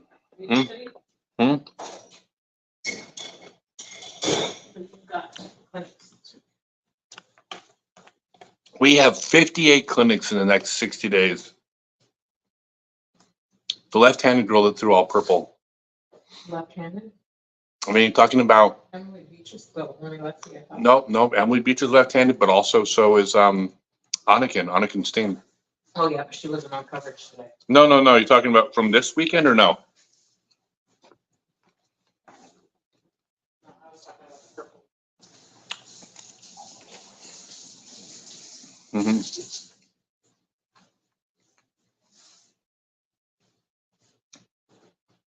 Purple.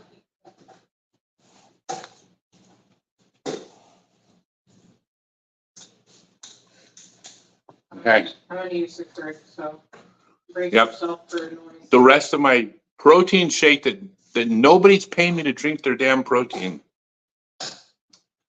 What an advertisement. Like, you could be 54 years old and look like this if you drink fill in the blank protein drink. See, I could do a commercial for protein. Now you're done with your salad? Yeah. You want more soda? No, I'm good. I'm just going to drink the shake. Thank you. That's my advertisement for the protein shakes. All you want to do to have a athletic body at 54 years old is simply drink protein shakes. And then at the bottom of the screen in tiny, tiny print, and lift weights 4 days out of every 6. That's doable.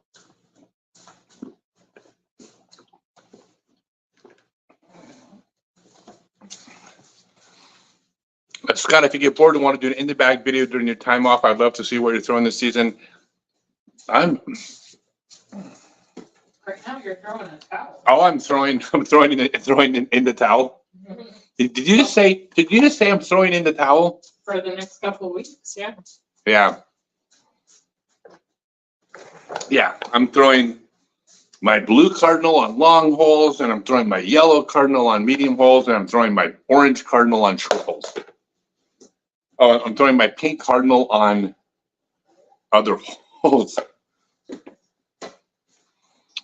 No, I'll do it in the bag, but it's changing. My bag is slowly changing because I'm releasing discs. So I have 2 discs out, the Cardinal and the Wren, and I'm going to be releasing 2 more discs here in the almost immediate future. We're running them as we speak. But you have to have, Jesus Christ, Calvin. Calvin just hit the basket or hit the pole at the bottom. These guys hit the pole at the base of the basket at a far higher percentage than I do. I've noticed that. Like every once in a while, I did tap the ball. Like the first hole of my first hole of the season, like my very first hole of the 2024 season at Waco, I hit the base of the pole, and that's the only time. These guys seem to hit it like every 10th throw. It's quite annoying. Is he talking about Lisa Focus? Lisa? Yeah. A lot of purple. Yeah, probably Lisa Focus. Yeah. That's who. Facus? Facus. Yeah, it's Facus. She is still playing. She is now Open bag. open back. Top six? No, infinite. Infinite. Yeah, but yeah, so I got 2 more discs in production, and you all are gonna absolutely love them. I have a disc, believe it or not, and I can't give you any information because this is gonna be a big announcement. But I am releasing a disc that is different. But like you're gonna be like, that can't possibly be true. It's different than any other disc out there. Like it actually fills a gap that no other disc is currently filling. And I think it could be, I'm calling it our Berg, not because it doesn't fly like a Berg, but the way, as big of a, It's a flagship. it's a flagship product. The way the Berg has become synonymous with Castoplast. Castoplast makes so many good discs, but the Berg is their monster. And I think this disc is going to be a monster. I think this disc is going to hit, and every single player in the world who isn't being paid to throw from one manufacturer is going to bag this disc. It's so, like, it's really, really good. And you all know I'm honest. I mean, I was very honest. I've never said, oh, this is the greatest putter in the world. What I say, it's a good, solid, beadless putter. And if it fits your hand, it's good for you. If you don't like beadless putters, you won't like it. I'm honest with you guys. In fact, I've made videos saying, don't throw this disc into a headwind. So when I tell you that we have a monster of a disc coming out that's going to go in everybody's bag, I ain't kidding. It's so good. Will Gandenberg go on a birdie tear? He will always go on a birdie tear. Yeah, this new one needs to get in the hands of the influencers to get people talking. Oh, it's going to get into the hands of everybody. When can you buy it? Damn it, Scott. No, it's coming out very, very soon. Oh, AB just missed a little short putt. What the hell's going on? Was that short? 1, 2, 3. Well, it's not super short. I mean, well, okay, sorry. It's a little bit misleading. It's probably a 20-footer, but it's like from the woods. But it's short for him. Like AB misses like a putt a month. Well, Calvin misses like a putt a month. Calvin missed a putt like the final round, at the final round of Texas States, inside the circle, and they announced that was his first Circle 1 miss of the season. It's like, come on, that's just stupid. That just seems unfair. It seems unfair to the rest of us. Yeah, no, you guys are gonna love the new disc. Calvin throws into trees. Not very often. Calvin doesn't do a whole lot wrong. Like ooh, look at that. Ezra, wait, through 9? They're both through 9? Oh, because they're on a par 5. Wait, no, that can't be right. Oh, they're finishing hole 10 and they just finished hole 9, so I got it. Ben Calloway. Dude, Ben snuck up. Hey, what's up, Ron? Look at Ben. Oh, that was for par, but still. Again, 5 under. Dude, this is getting interesting. I mean, it's been interesting the whole round, but it's staying interesting. I love hole 18. I love that as a it's a better finishing hole. Even though it's a par 3, it's a par 3 that can be like you get a 2-stroke swing on it.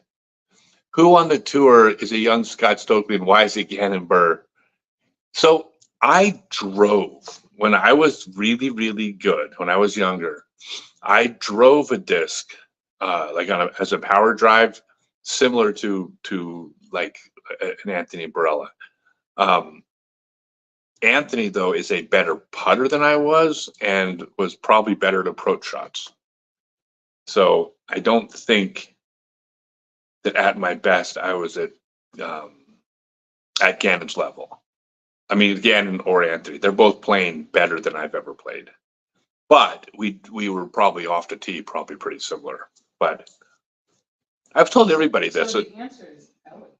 Ellie Ezra, how about that? We'll call it. She's the one that's gonna change the game for the distance. Ellie Ezra is going to change the game. Yeah. No, at my very best, I think I could have been a top 10 player in today's game, which means that I could come out every once in a while and put it together, and I could win sometimes. But I never at my best was at the level of the Paul Macbeth, the Ricky Wysocki, the Gannon Burr, the Calvin Heinberg, AB right now. I was never at their level. Like I was that 10-30 something player who was good enough to win on a given weekend, but would not have been the favorite. So that's reality.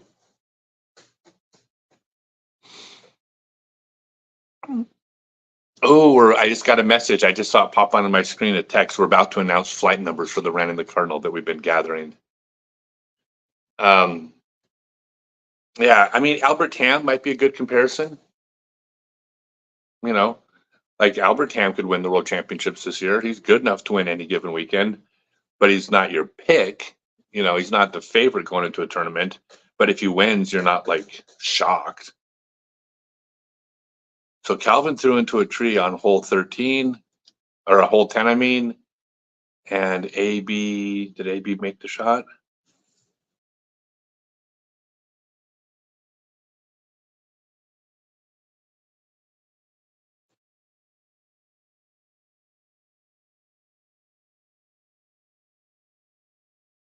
Yeah, I've always thought the very tight-fitting shorts. Who are you talking about with the tight-fitting shorts?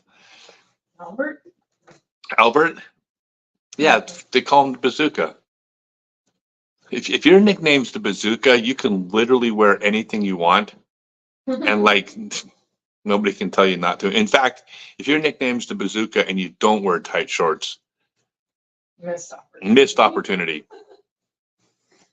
Who knows? Maybe the tight shorts is what gave him the name. Yeah, but yeah, look at Albert Tam. So yeah, that's the big question. So until this last ratings drop, because I was sick, I was 1,018 rated at 54 years old. So based on 1,018 rating at 54 years old, you could, kind of gauge what my rating would have been at 30. You know, it would have been better, but I don't know how much better.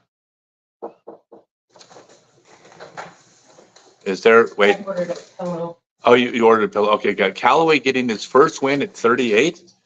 Wait, Callaway hasn't won? Wait. Hold on a minute. Ben Callaway hasn't won on the Pro Tour? I had no idea. He's so good. Okay, if Ben Callaway is really 38 years old and hasn't won, then oh yeah, he's part two. Okay, I'm now a Ben Callaway guy. I'm on the Ben Callaway train. I'm also rooting for Ezra, except Ezra's young, and Ezra's like, I have no doubt Ezra's going to be getting some wins. So I ain't worried about Ezra getting his win. Keep good age statistics. They need to keep better age statistics. Well, I had no idea. I started throwing in. Look at this. Look at these guys. You guys have to understand this hole right here is so much harder. Like it's so much farther than it looks. Like nobody that isn't like a touring player is just stepping up and just like throwing a line drive at that basket.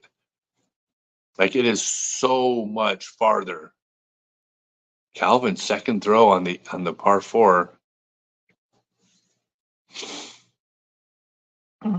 Will the purple hair ever come back for me? No, not good for the brand. Purple. Well, it was blue because of that was the color of autism awareness, and I was running blue power events, which by the way, I ran my 287th blue power special needs event just last week in Lafayette, Louisiana, in 287 cities. So I'm still doing the blue power thing, but it didn't really go with the brand. And also I find I take being on the tour a responsibility to be as absolutely professional as possible. If I wasn't on the Disc Golf Pro Tour, I might be a little bit more relaxed in the things that I do. But when I'm out on tour, oh no, Calvin just hit first tree. Oh no, no, no, no. Calvin's in trouble. It's not good. But because I'm out on the tour, I'm dressed. I mean, I wear slacks when I play. I wear custom fitted dress shirts with all my tour logos on them. I want to be as absolutely professional as possible, out of respect for the other players on tour. You also don't need to do that to get attention anymore. No, I was also trying to bring attention to my brand before, which is not necessarily.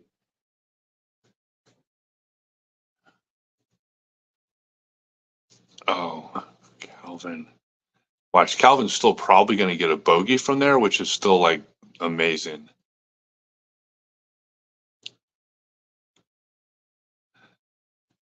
They're on hole. And wow, how did Gannon get that far down the hill? It's so much harder. Okay. Ben Calloway is like, he's got a tap in for birdie. So I just saw that comment, which I can't believe. But we'll have to see. Like, that'll be so unfortunate. I mean, I'm right now, I got Ben Calloway as my guy. He's the guy I'm rooting for.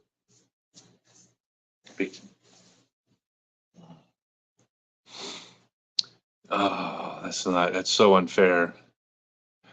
I mean, the baskets nowadays catch so well, but they're still imperfect. And it's not like, it's unfortunate that randomness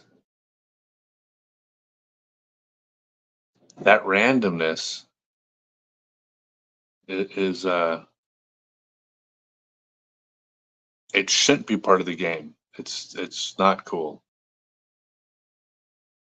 Okay, Ben Calloway.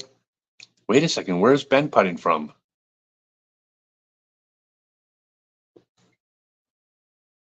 And then wait a second. No, wait, watch this putt. Adrian, watch this putt. Ben Calloway for birdie. Oh, That is so not cool. Ah, no. How does that happen? He didn't putt it that hard. It didn't do anything. He felt underdressed as a spectator. That is absolutely, oh, that's appalling. I mean, it happens to everybody. It's not, look at this. That's a bullseye putt. He doesn't putt it too hard. Look at this. Look at the reaction from is that Gannon? That is so, like, look at this. This is the nice thing about the fact that we're all friends. Like, Gannon genuinely is like, Gannon genuinely felt not good about Callaway missing. Gannon's not like, sweet, he got spit out. Like, everybody's friends. And you're like, this is like, oh God, that's just so uncool. And especially because I think Callaway was going to take the lead, because that would have been a birdie with Calvin about to bogey or double bogey right here. Like, this is interesting. Yeah, I had to look sharp at the tournaments. The best disc catching basket, like that is such a debate that I don't even understand, because I think they all catch really, really well. And like there's a randomness to it that is just comes from the fact that it's imperfect. I mean, I don't know. Like, I can't say one catch is better than the others. Yeah, it could depend on how you putt. It could depend on the style. You know, like, do you putt hard? I don't know. I'll tell you one thing. For me, competing, I never even want to think about it. And it's like I don't want it in my head. Oh, I hope I don't hit high right on this veterans basket or something like that. You know, You could have done better without me talking with my mouth full. Hey, but you know what though? Because we're all sitting around. It's sitting in my living room right now, and you guys we're eating pizza, and I was gonna say drinking beer. I'm drinking root beer, but you know what I'm saying. So the only reason I ate was because I was thinking you guys would be like eating too. But yeah, I'm like I don't want it in my head thinking what type of basket it is, or like, oh no, there's going to be this basket on this course coming up. Like I think it's a distraction because it doesn't change the fact that all you can do is just step up and just throw at the basket. Did Calvin just get a double bogey? We're gonna make a fortune in Everett if it's picked up as a mukbang. So maybe the eating. Yeah, right. was strategic. Oh my God. So look at this. Heimberg. So Callaway would have had a 2-stroke lead. So he's still leading. He's still doing good.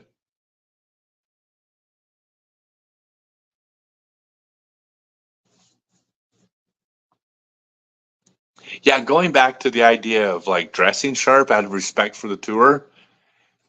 When I did the tour in 2022, one of the things that was important to me, because when I decided the year before, I wasn't like in the best shape, and I knew I needed to get into shape, and I needed to train, I need to be, doing all the things right to take care of my body, to take for the grind, for practicing. Like I did all the stuff so I could play better, but I had a secondary motivation, and that was I didn't want people to think this was a joke.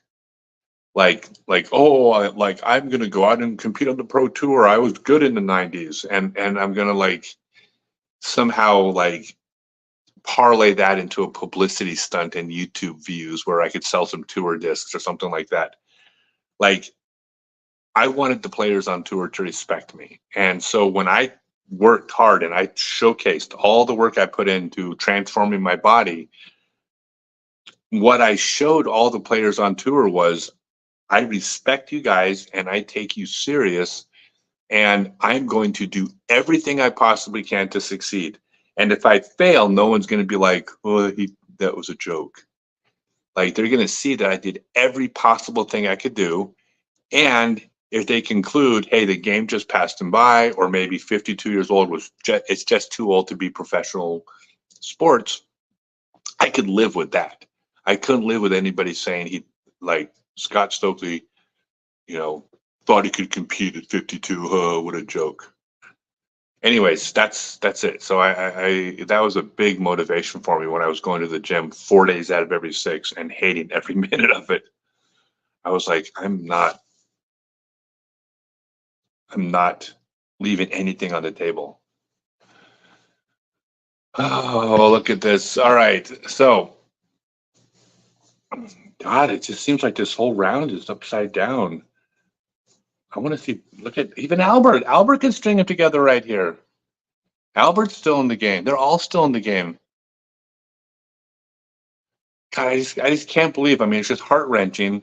I didn't know Ben Callaway had never won on the disc golf pro tour, and he's 38 years old, and he almost had a 2-stroke lead, and he had an 8-foot putt spit out. That is so unfortunate. That makes me so. Ugh. Mm. But he's still in the driver's seat, though. He's got his fate in his hands. Like he has to miss for the door to open. Let's see. Albert Tam is one off the lead too. Look at this. Holy cow. Look at this. It's the whole chase card. The chase card is 1 through. Oh, look at this, Calvin. I remember when Calvin got this hole in sudden death against Paul McBeth 2 years ago to win. And basically kind of like that. Look at that. He's just gonna step right up and he's gonna get the birdie. And then they're effectively tied after hole 10 because they're on hole 11 right now, or no, they're playing hole 12. Never mind, they have one additional hole. Oh no, because that's hole 11 they're playing. That's hole 11 now. That was hole 1. I get so confused.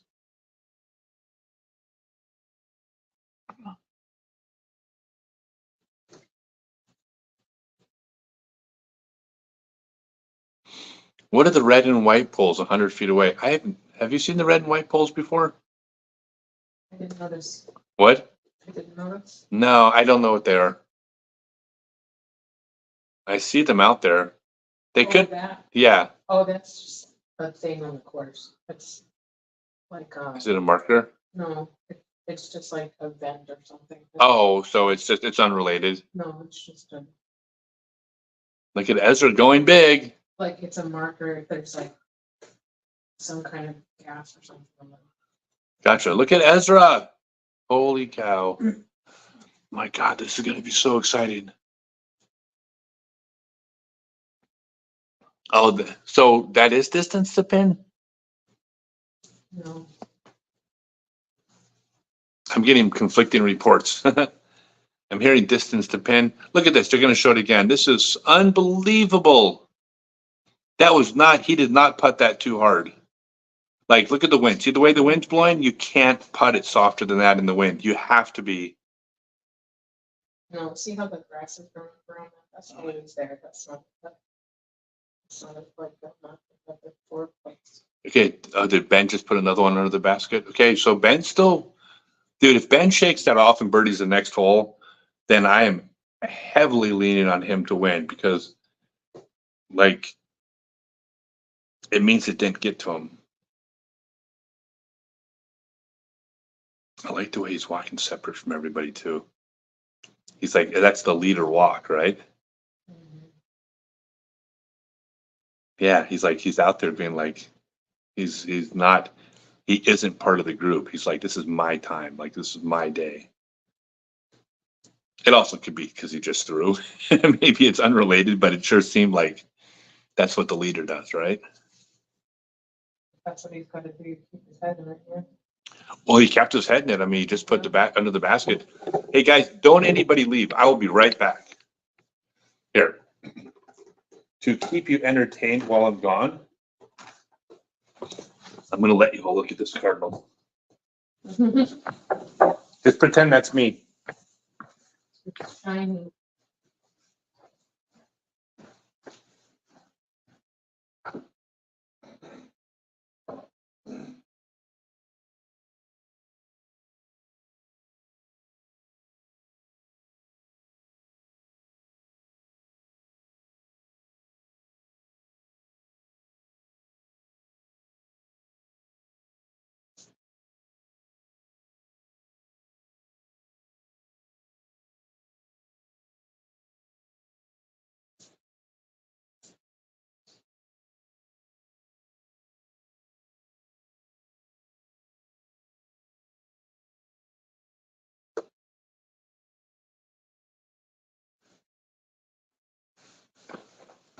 Let's see how many people left.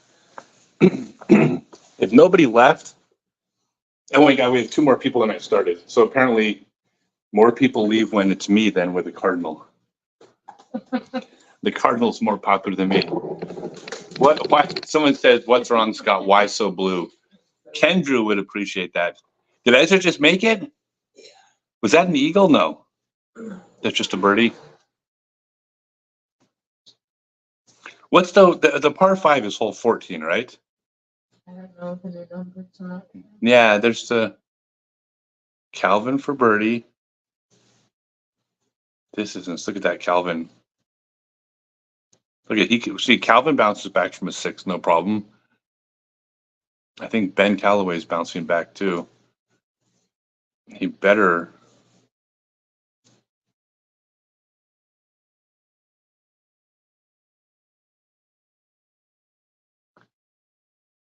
Let's see.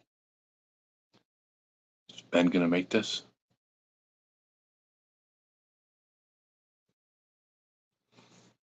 Come on, Ben.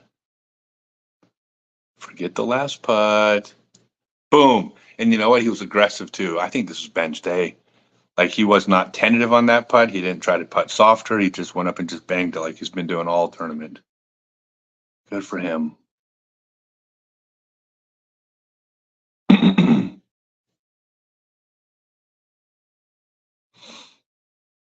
Look at this. And look at Albert. It's unbelievable. Look at this. It's the chase card and Calvin. Mhm. Is that Mason?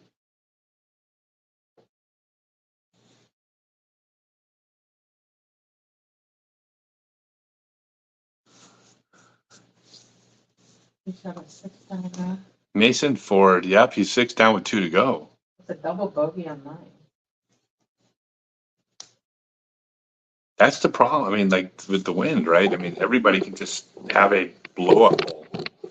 And you have to be aggressive. You can't play conservative. And you have to be, you've got to be birdieing. All right, so this is par. Look at this, 435 foot. Is this the one that's straight up the hill though? It's kind of like wide open.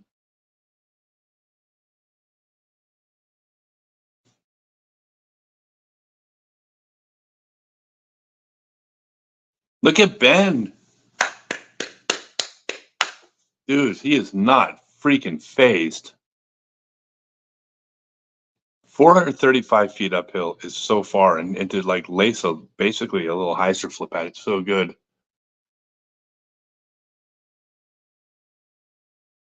It's a 27 footer going on hole 13.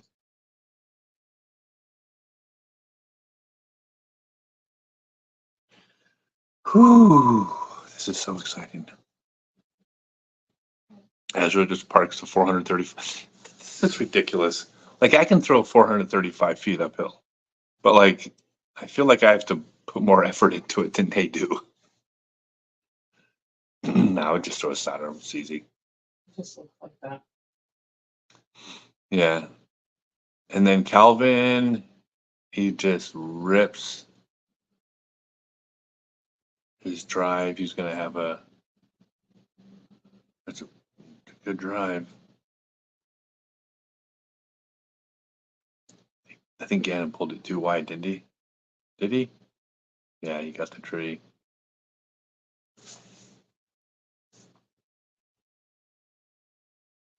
God, this is crazy. Look at this. And wait. AB is just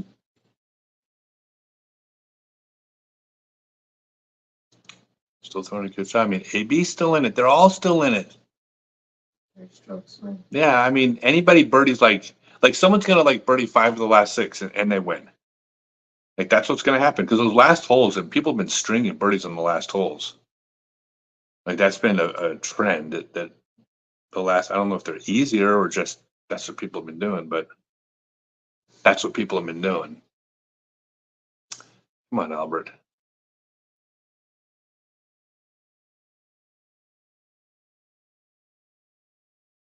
Burrell is 19, 21, 20, 20, 19, 19, 19, 18, 18, 18.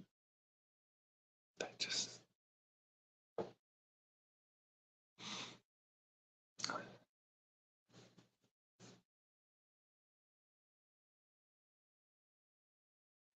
Scotty Scheffler has a 4-stroke lead at the Masters with 2 holes left. So wait, he's got a 4-stroke lead at the Masters with 2 holes left. But one of them's the water hole, and then one of them has OB to the right, and you got to get over the ditch, right? So that's the one that I think that's the last hole of Masters, right? Isn't that the one that Evelina threw out of bounds on?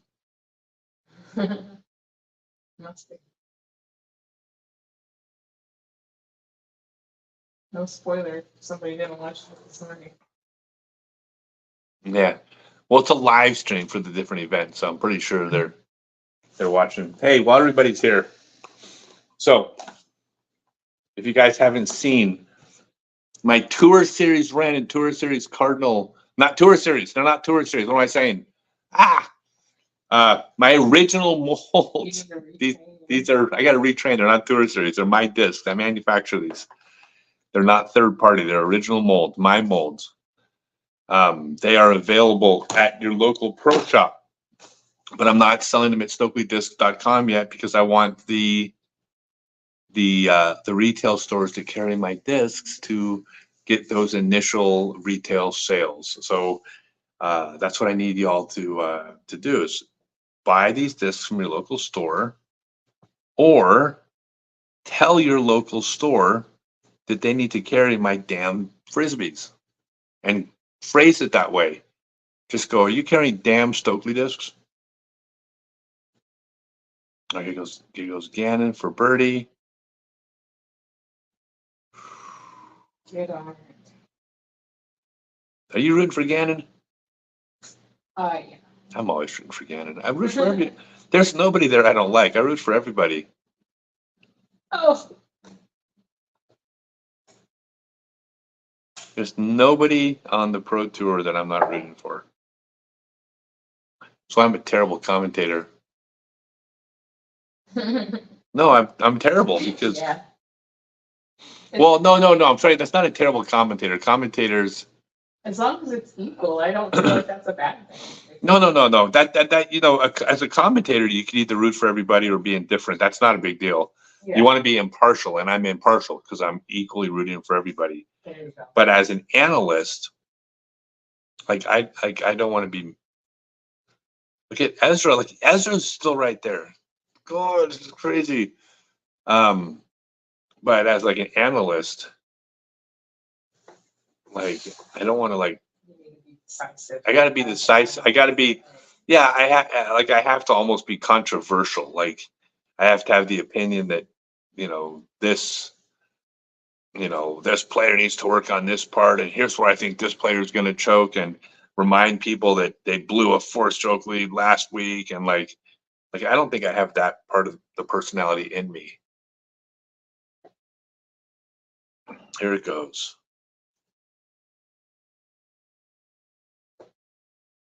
Come on, Ben. Wow. Ben's going to be in the Ben is with 5 to go, has a couple stroke lead. Like he just needs to he needs to not fumble on the water hole, which I don't think he will because he's playing great. Well, he is great. And then he's playing great. Look at Simon Lizotte, 48 feet. Of course. Why not? Just throw in a 48-foot putt. That's what you do if you're Simon Lizotte.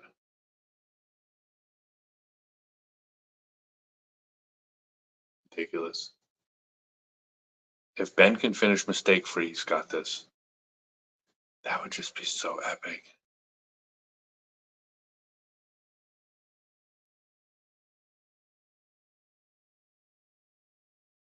Come on, Ben.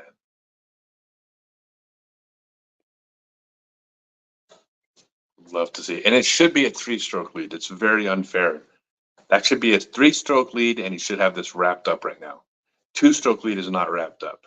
Actually, there's no wrapped up against these players. But is this the par 5? Yeah, this is the par 5 that's 855 feet.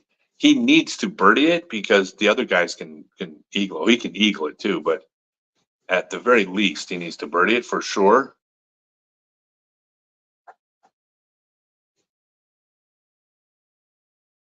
And I think he just threw a good drive. Well, maybe. We'll see. Seems okay.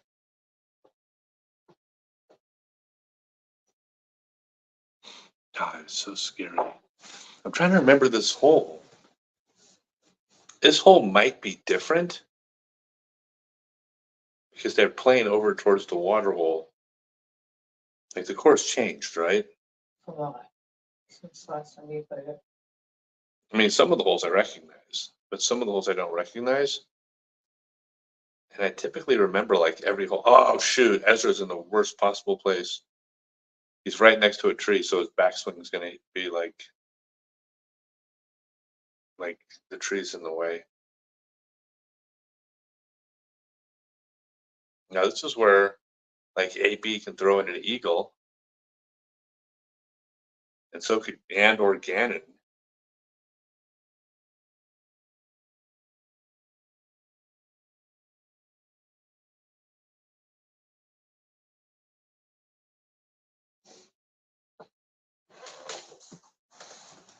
What are you gonna do? Look at this.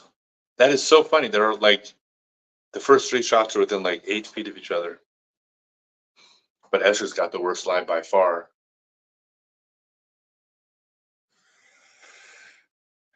Let's see, Anthony Barella.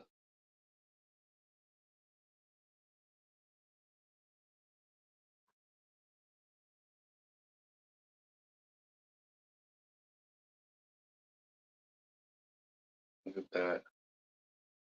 Looks like.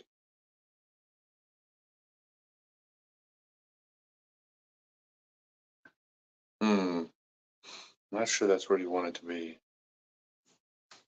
for Albert.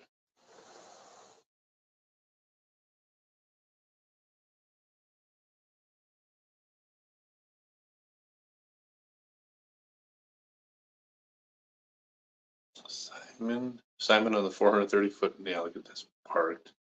No, well, yes, I guess it is. Yeah, it's 15-footer. So Calvin, because Calvin is one hole behind, down by 2, but this is a fairly routine hole that he should be able to get 435 uphill wide open. Calvin just laces it. He's right under the basket, I think. So that should put him 1 down with an equal number of holes to go. 1 down with 5 to go. And Isaac hasn't birdied yet, has he? It's crazy. I mean, it's windy, but that's still crazy.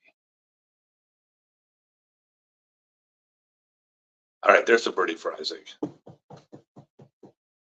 Look at Dickerson. Wait, did Dickerson just come back? He's on hole 16, so it's not going to hold, but Dickerson comes from nowhere. Oh, don't. No. Oh my God, Max Holloway's my hero. I've always loved Max Holloway, and like now it's like it's not even close. He's my favorite fighter. Max Holloway's ridiculous.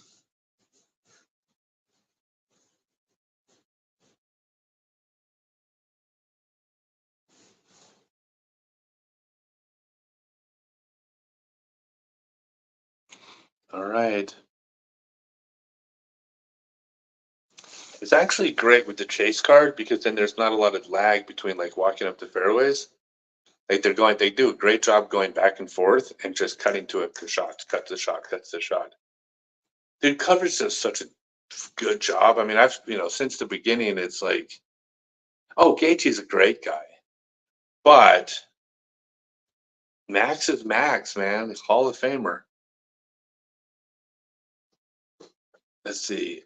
Albert Tam, second throw on the par 5. See, he was short of the hillside, so he's like out of position.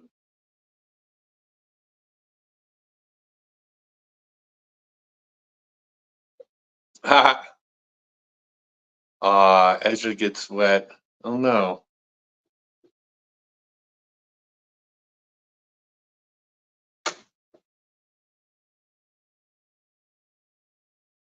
Let's see. Well, it's unfortunate because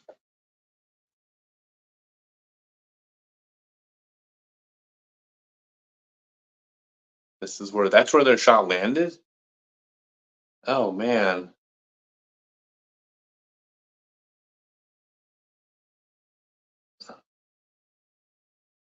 So this is the water hole. This is such a good hole.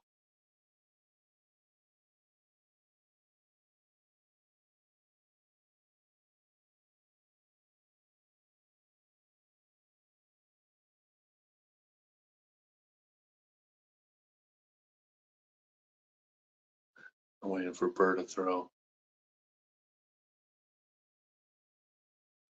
Burr in the wind, in the crazy wind. I can't even see if he gets over because the thing is lagging. Is he safe? Can't even see if he's safe or not. So he's hitting his leg. Reaction doesn't look very positive. No, but he also would give the same reaction if he doesn't have an eagle putt. So let's see. Oh, here's the shot again. Okay, so it's clearly going over. Yeah, it's unless it kicked back in the water, it looks like it's safe, but it's in the trees.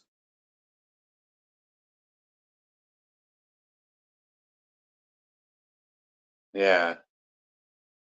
Tutorial. Okay, here we go. Calvin for birdie to pull within 1.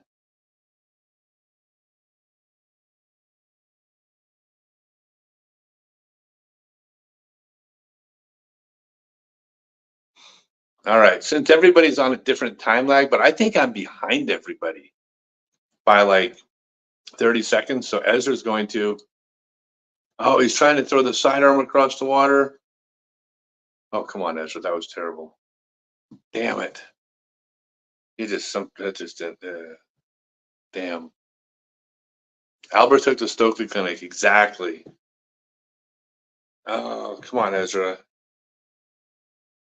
No, but you know what, though? That's just what's great about Ezra. Like, he's not even like was he going for it?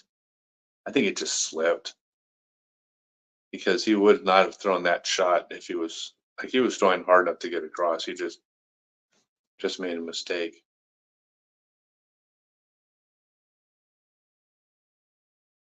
AB is struggling whatever after 13.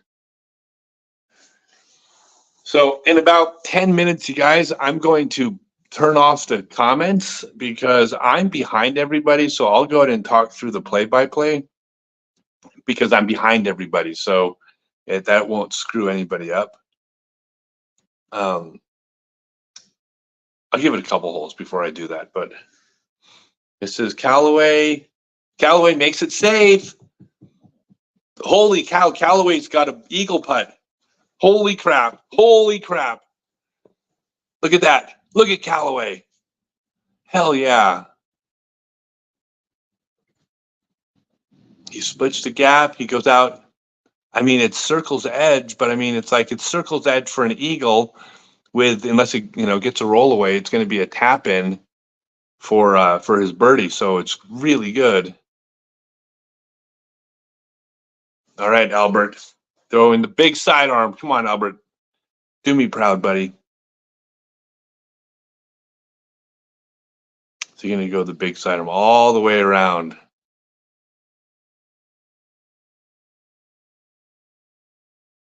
The big hyzer sidearm. There we go, buddy. Yep. That's what I'm talking about. That's what I'm talking about, right? All right.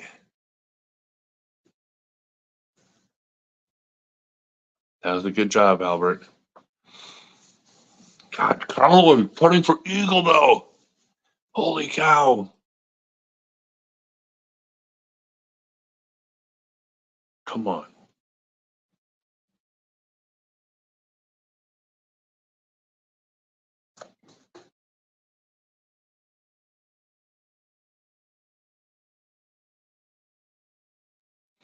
Wow. Ezra. Come on. Get up to the hole. I didn't see a shot. Shoot. Shoot. I want Ezra in there also. Would love to see Ezra still get a podium. Heather Young. Oh, she stopped playing in 2022, all just for purple. Why would she stop playing? Isaac Robinson gets his first birdie. It's got to be frustrating. Hey, Isaac Robinson's still the best player in the world. I believe if you're the world champion, you get to be called the best player in the world until someone wins the world championships next year. Like they're not necessarily the person you pick to win. They're not necessarily the betting favorite, but I think you get the title best in the world for 12 months. That's one of the trophies that you get when you win world. So to me, Isaac Robinson is the best player in the world until Worlds this year. And then it's going to be me because I'm going to win.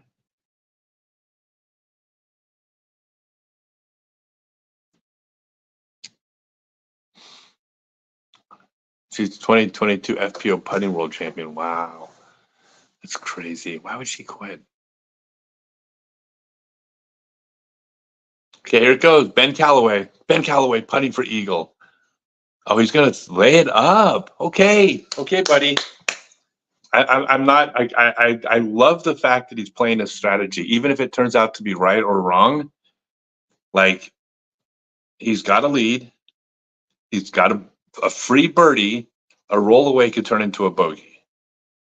Like I love the fact that he made a calculated decision. Whether it turns out to be right or wrong is hindsight, but he didn't just like go up there and just, I'm going to try to make, I don't know. I love it. I love the play.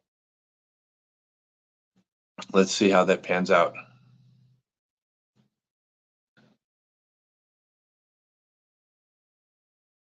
This is great. Been a blast watching FPO and FPL final rounds with you. I hope you do this again while you're on the break from the tour. Yeah, it depends. I'm going to see what the response is like, because the problem is, the only big problem with this is that I can run 2 clinics that day, and I can do really well running 2 clinics between, the entry fee to the clinics and the disc sales. I do them in 2 different cities, and so like this is really, really fun, but I got to like weigh that against the fact that it's going to take a while before our company's in the black. It's going to be a while. So I just want to make sure that we're keeping our heads above water, because yeah, we're burning through money right now. I mean, we're selling discs like crazy, but there's so much investment that went into it, and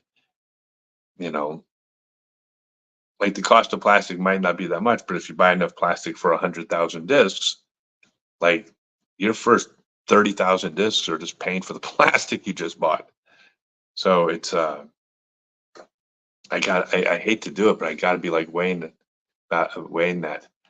Well, no, see, so it's not a financial sacrifice to be here, because I mean it is in the short term. In the long term, it's brand building. In the long term, it's promotions. Look at that. Gannon just got a dead center spit out. This is crazy. Look at that. Gannon's putt hit dead center, just like Ben's did. Oh, that was still, no, that doesn't matter. That was still good enough to stay, which is, wow. That's just, I hate that that's part of our game. It's probably the most frustrating part of our game, because once you've done everything you're supposed to do, the fact that there's a randomness is just at the end of the hole. Even if it's not likely to spit out, the fact that there's a chance that like this random number generator pops up, and it's just not right. Like, but I'm not saying I have a solution. I'm not saying I can do a better job designing baskets. It's not, I don't know what the solution is. I mean, I have some ideas of what a solution would be, like more chains, but smaller chains. The more it's like a net, like there's a point when like it will simply catch 100%. But I don't know how that works. Like you put that out on the course. Did AB just throw it to the base of the hill? Jeepers creepers, Anthony. Oh, he might be behind the trees, but yeah, no. Gannon's burr was high. Gannon Burr's putt was high, but it wasn't like an inch below the top where it got rejected because the first link, only could bend so far. It was low enough where it absolutely should have stayed. Do 100 putts there, and 98 of them stay. I followed Matteo.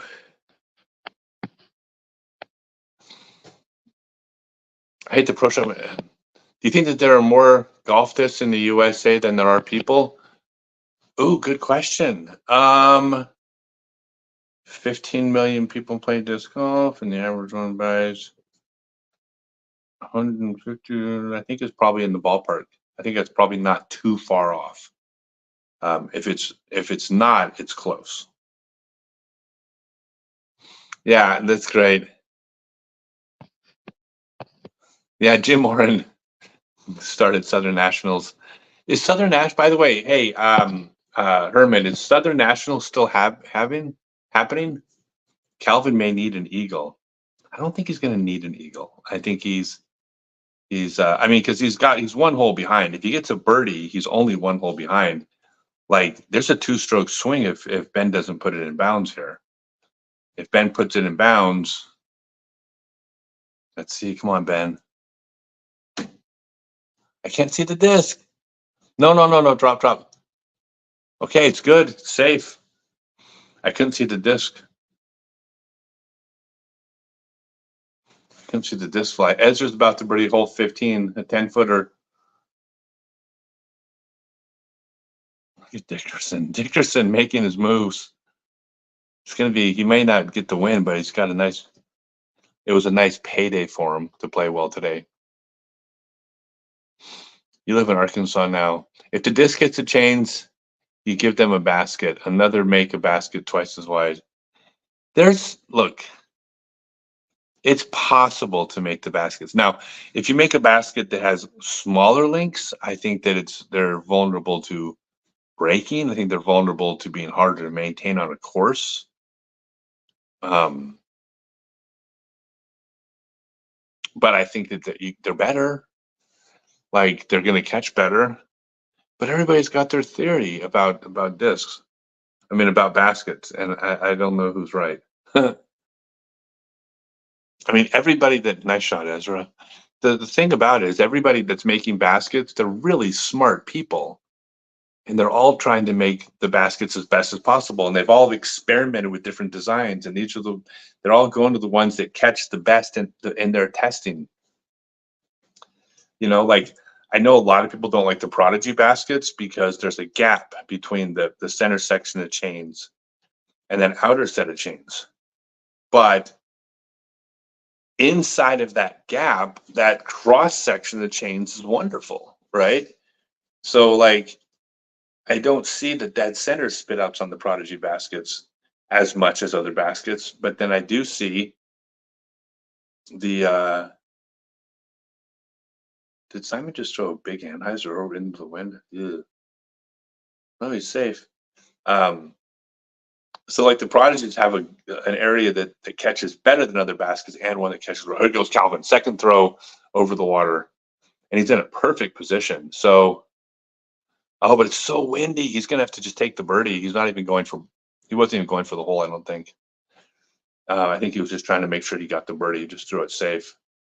It's not a bad strategy. It's probably the right strategy, but it also means he's going to finish the hole a stroke behind Callaway with a few holes to go. This is really exciting. But yeah, so I don't know the solution on baskets. It just,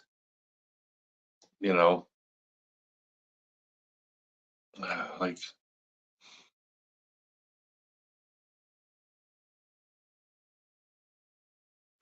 Ben Callaway finished second at Jonesboro last year. I didn't know that.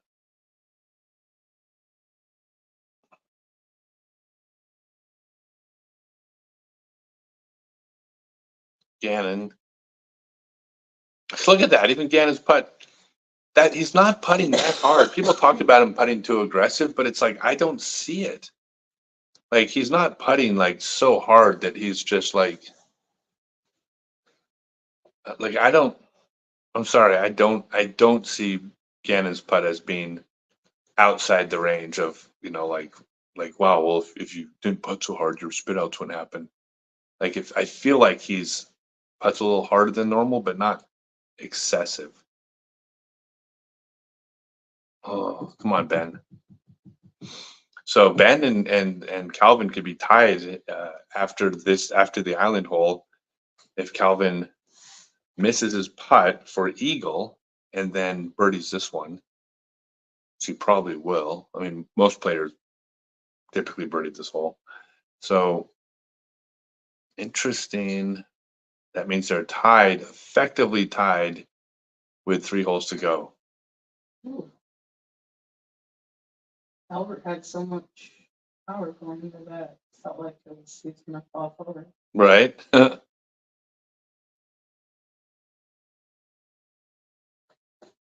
Wow, this is so intense.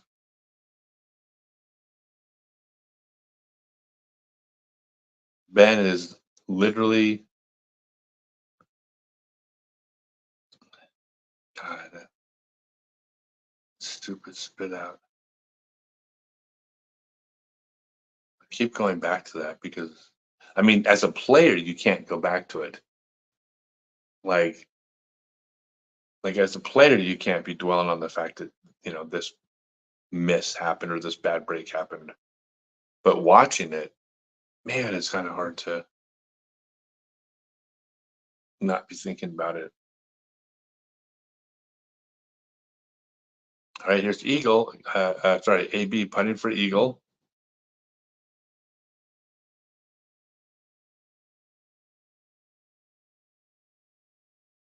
God, I want to play that hole. I want to eagle that hole too. I want to eagle hole 14.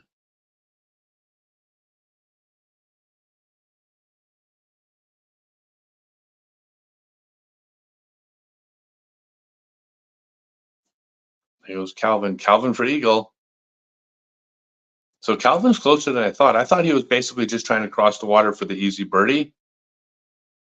No. Okay, so Calvin is a island green on a 315-foot wide open hole. So basically, he's an island green away from being tied with Ben going into the final 3 holes. It's way too intense. And Ezra's only going to be 1 behind. Oh, wait. No. Hole 15, that's the water hole. So Ezra hasn't finished the water hole yet. He's going to get a bogey. So scratch that. I am coming to Omaha. I'll be there in 2 weeks.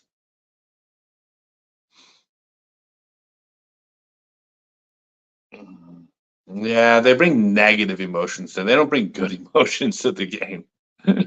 I hate them. I hate them so much. Like I don't want, like, once you, like, it's like you throw the disc in the middle of the basket, you've succeeded at your job. That's it. Like, you succeeded. You did exactly what the whole challenged you to do. And then to not get rewarded for it. All right. Oop, Ezra's safe.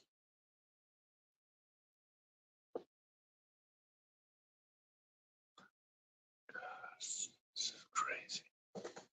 Simon birdied 5 of the last 8. This is crazy. This is intense. Does AB want to do a bird type finish? What's a bird type finish? Like, where you birdie like the last 5 in a row? Yeah. Gannon does seem to do that on occasion. Putting should be harder. I would love smaller baskets. I would love more narrow baskets, but they also, if they're just less wide, then push putters have a significant advantage. So they need to be smaller top to bottom as well. Okay, here goes Ben. I think he threw a good shot. It's a good shot. It's right in the fairway. It's a good throw.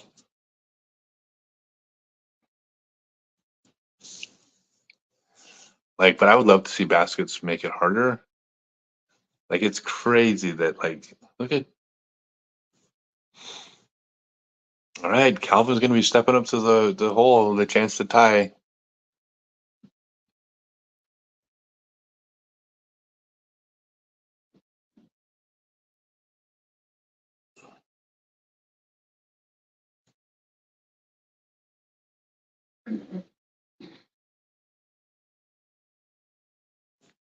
I don't know what those keys for closing are.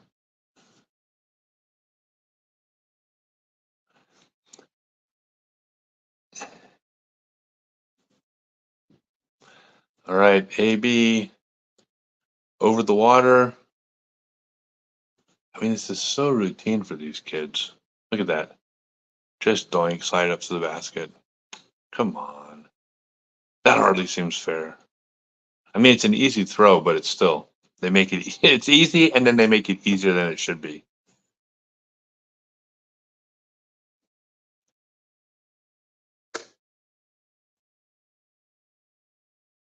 And Simon just, of course, Simon just, well, no, it's not parked. Let's see. Wow. All right, you guys, in a second, there's a wedgie just stuck in the outside of the cage. Honestly, I don't know. The rules change every year. I have no idea what. As long as it's supported by the bank. As long as it's supported by the basket, which is the thing about the rules is that I get the feeling that a lot of the people that are doing the rules feel like they need to make changes to the rules just because that's their job. And there's things that just aren't broken.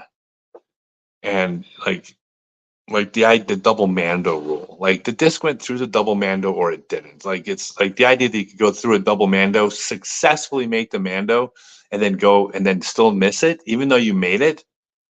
It's like literally like if this is your sentence, if you say to somebody, "What happened on that hole? Why did you bogey?" And they say, "Oh well, I missed the Mando," and they go, "Well, how did you miss the Mando?" Well, I made the Mando, and like the fact that you describe it as I made the Mando, that's the only way to describe the hole. How did the hole play? Please describe your throwing that hole. Well, I threw a shot that made the Mando. That like how does that end with? So I took a penalty stroke for missing the Mando. It's just like it wasn't a broken rule. So I think some of the rules are just they don't need to be changed if they're fine. That's the worst one. By the way, that is the single worst rule in the sport. It wasn't the worst. So the worst rule used to be you couldn't move stuff on your run up. That used to be the worst rule in the sport. You're supposed to run up and risk twisting your ankle, and you're not allowed to move stuff. It's crazy. You had a bogey because you hit a tree past the Mando, rolled back behind the Mando. How can players judge that in real time? No, no. I had when I was in Shalefta, I just God's honest truth. Like we had a gallery following me around. There's a double Mando, right? Here's a double Mando, and then there's a line right here. Okay, my shot made the Mando, so I successfully made the Mando. It hit a tree, it rolled back past the line, and then forward again. So I made the Mando and was in front of the line and took a penalty stroke. Explain that one. Does not make any sense. Again, any time you take a penalty stroke for a missed Mando that's where the description of the hole starts with, well, first I made the Mando. Like, just it's weird. I don't know. I think someone did it. I think someone made that rule as a joke. They were just trying to like they thought I don't know, maybe they thought it would be funny, but it's like, oh, Gannon. That was a tough putt though. Look at Callaway and Heinberg tied after 15, but Callaway's under the basket on 16. Well, not under the basket. He's got a putt. The time to shoot was also questionable. Look at the ball golf where there's a wind gust. The ball golfs are given a practical time to shoot after the wind calms down. The winds might not calm down. That one is tough. The 30-second rule is difficult because there's always going to be some subjectivity. Like, when did you get to your lie? Well, the spirit of the rules is also correct, but even that is subjective, and rules, if best, aren't subjective. So that 30-second thing but that's a tough one.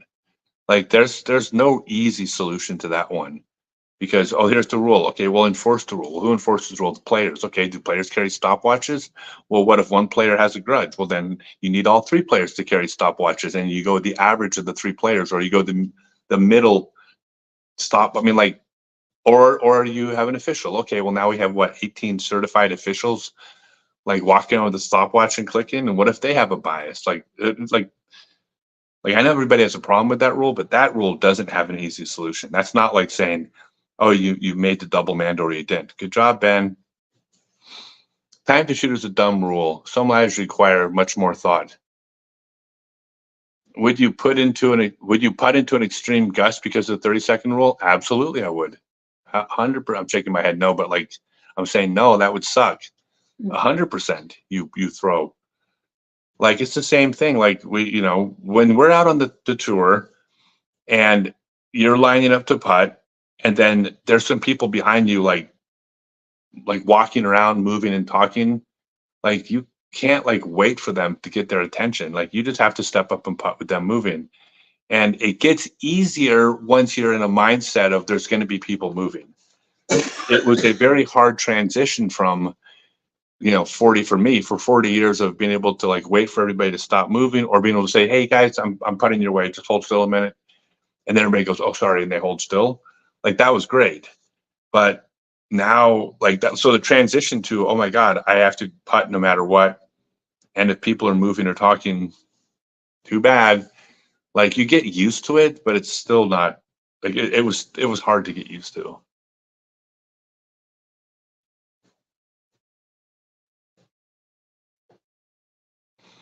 Is there a solution to Cupcake accounting for a stroke penalty every round instead of changing his routine?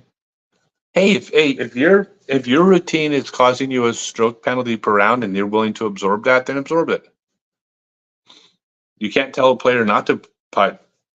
You can't tell a player they're not allowed to take more than 30 seconds to putt. All you can tell them is if you do, there's consequences. But you can't tell them not to do it because they can just do it. Like that's, you just, like you just do it. So if you don't want to take those consequences, you take those consequences.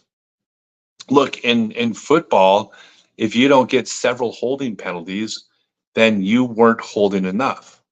If you're playing basketball and you're playing defense and you don't ever get a foul called on you, you're not playing aggressive enough defense. You need to play aggressive enough defense so you occasionally get the foul call. Not so many that they get into the bonus early and get a bunch of free points, but not so little that they have unobstructed shots. That's not the same with our sport. I'm not saying that it translates exactly, but I'm saying if Cupcake sees it that way, as I could absorb this per round, that's his prerogative.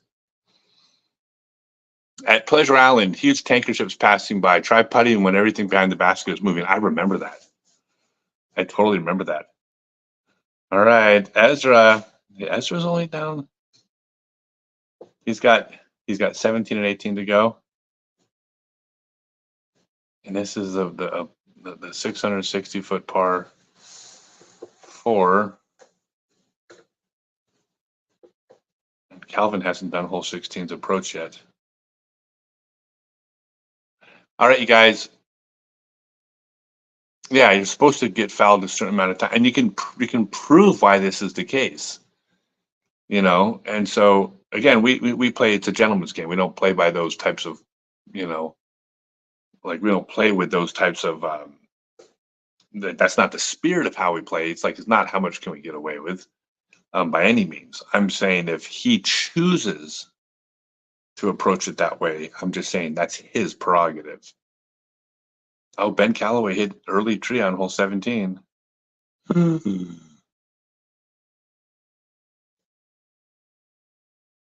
right, guys, I am officially going to not look at my screen for, I'm going to leave it on me, but I'm not looking at my screen again because some of you are ahead of me and I don't want spoilers.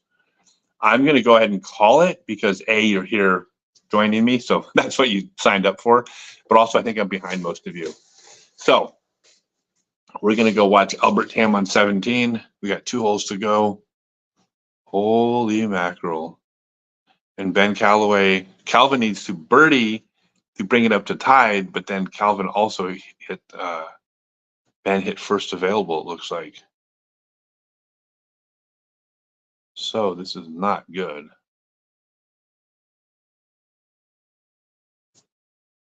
No more comments from you. Yeah, no, I don't. I'm still not going to look though. So you guys, if you're typing anything for the next little bit here, hey, if you haven't heard, if you're interested in any of the stuff I do, go to scottstokely.net/Discord. Join my Discord server. That's where you're going to get all the giveaways of Stokely discs and all the contests and all the things. That's going to evolve over time, but that's going to be like the inner circle of Stokely disc people. There's also a Scott Stokely collectors group on Facebook. If you're interested in collecting like the collectible discs, go to the Scott Stokely collectors book on Facebook. But definitely check those out. And then go to scottstokely.net and sign up for my 6-month online Become a Complete Disc Golfer class. Unlimited number of professional form reviews as part of the class. Remember, I don't teach you the end result. This is not a bunch of videos of like, this is what the throw is supposed to be. It's a step-by-step process with you uploading form review videos as we go, to be constantly evaluating all the steps in the process to make sure you're doing it right. So it ends with everybody knowing how to throw correctly, for sure. I think that's what you're paying for.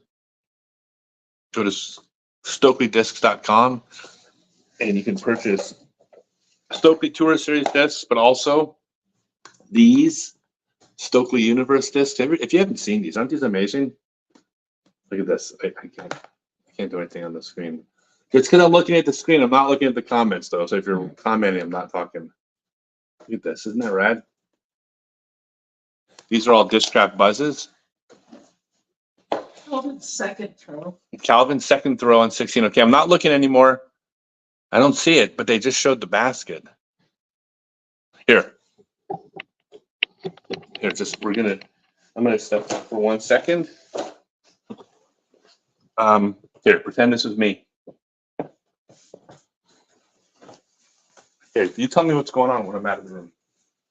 Tell me what's going on. My shorts caught on the thing. Is Ben Callaway throwing the second shot yet? They're talking about the playoff polls. It'll be 1, 16, 17, 18, and 15 if we go to And that's sudden death, yeah. So they're showing Albert Tam right now. It's his second throw.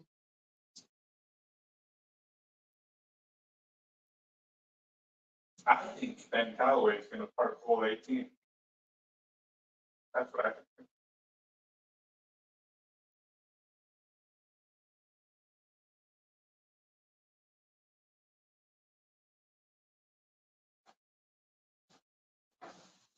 Yeah. Albert's sort of coming in pretty slow. Is it coming in slow because of the lag? Yeah. Yeah. All right. Now this is no longer me. All right.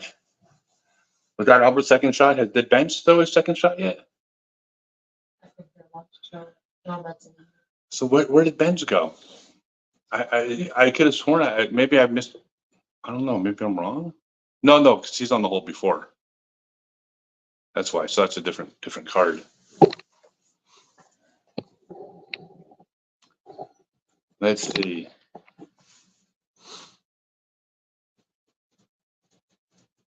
Okay, this is Ben Callaway's second shot right here.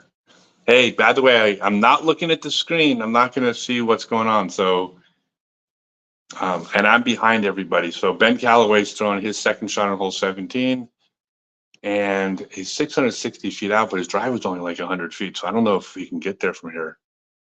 I mean, we'll find out. But a par is fine. I mean, it's not going to kill him to get a par.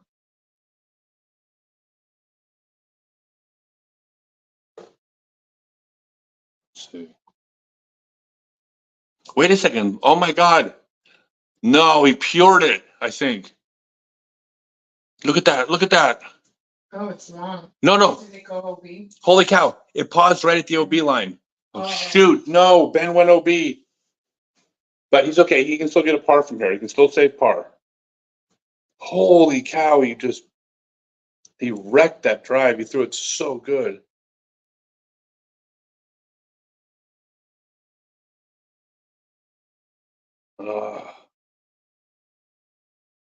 This is impossible. Like, you have no idea. Like it's just freezing up every single. Like, I wouldn't even be watching it right now. Look at that. He just missed a base. God, he pured it out of his hand though. It's all right. He's not out of it. He can throw that in, get his par. Like, he's still in good position to win this thing.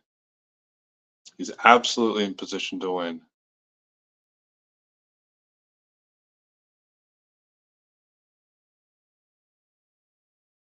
He's fine though. He's fine. He's going to get his par.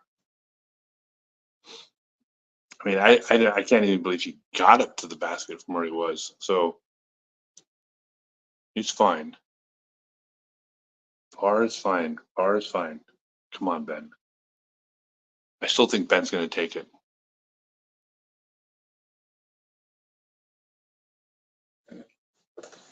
Oh my God, is this his second throw? Oh, wait, this is for par.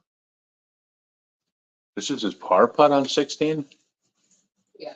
Oh, I thought it said second throw. So Simon just bogeyed, so he's definitely out.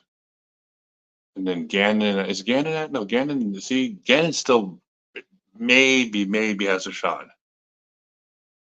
But he's going to require Calvin to make a couple mistakes. Like the fade is in Ben's hand, followed by Calvin. Oh, this is crazy. I wish I was there. I wish I was playing. Oh, it's killing me.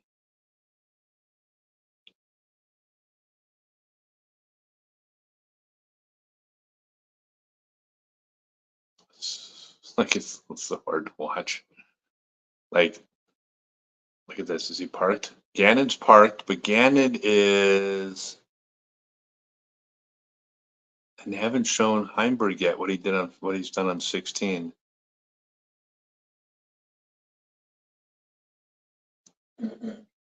Where is Calvin? Okay, here's Heimberg. Here's Heimberg putting for birdie. 45 feet for a birdie. So here we go. Oh, and he skipped it. That's not too long. So if Calvin saves here, he's still one behind. So he actually has to birdie. As long as Ben makes this putt, Calvin needs to birdie just to be tied after 17. And then Adderhold, Ezra is second throw. Ezra could be tied. No, Ezra will be one back. As long as Ben just got to make this putt. As long as Ben makes his putt, he's okay. He's fine. It's so confusing when there's like 5 people like up there. It's so much easier to keep track of. Like, well, it was really easy this morning because Kristen won by like 10. So there was nothing to keep track of. And then the battle for second place was easy. It was Holland and Evelina, right? Like, it's really confusing when you have 5 different people on 2 different holes. Look at even AB. AB's not out of it. Like, AB's right there. Oh, this is crazy. It's all right. Ben just needs to. If Ben makes his putt, he's totally fine. Okay, here's Calvin's putt. Now Calvin's got to make it. Calvin has a 30-foot putt, 30-foot straddle putt. And he makes it. God. Unbelievable. You can see the wind. So Calvin makes a 30-foot putt with the wind like just like blowing so hard. And he just throws it. It's a little bit low, but still dead center low.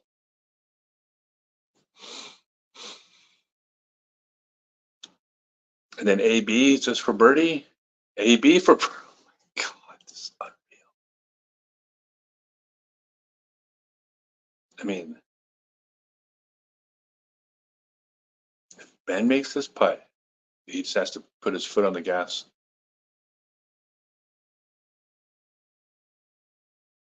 Jesus. Look at this. Anthony went 500 in the last 4 holes. Oh, he is. He's doing the Burr finish. It's got to be a name for that. It's so stupid. I guess you'd probably name it after Paul. Paul used to do that. It's like where it's like, okay, Paul's out of it. Oh, wait, what? Paul just birdied 8 in a row? Oh, Paul's not out of it. Oh my God. This is gonna drive me crazy. The Wi-Fi at this it's the hotel Wi-Fi, right? Which is crazy. I mean, we're at a freaking Marriott. Like it's like that's supposed to be good Wi-Fi. All right, so Ben's gonna mark it where it went out of bounds. Come on, as long as he throws this in, he needs to know he's fine. Just step up and make it, just like you've been doing all weekend. All right. Look at that. It's not even a long putt. Circle's edge. This is what you practice. This is what you warm up. It says putt for par. If he makes this, then Calvin has to birdie 17 for them both to be tied with hole 18 to go. If he makes it. If he makes it and then Calvin misses. Oh, and Barella, let's see. He makes it. God, his composure today has been so good. He birdied after the spit out. He makes the putt after the, like, that's it. This is what you do. Dude, he's playing like a champion, man. It's his day. All right, so both Barella and Adderhold and Calvin are all three of them can birdie to be tied with him now going into hole 18. No. Adderhold, no. Adderhold's one behind. Barella and Heimberg. So both Calvin and Anthony, if they.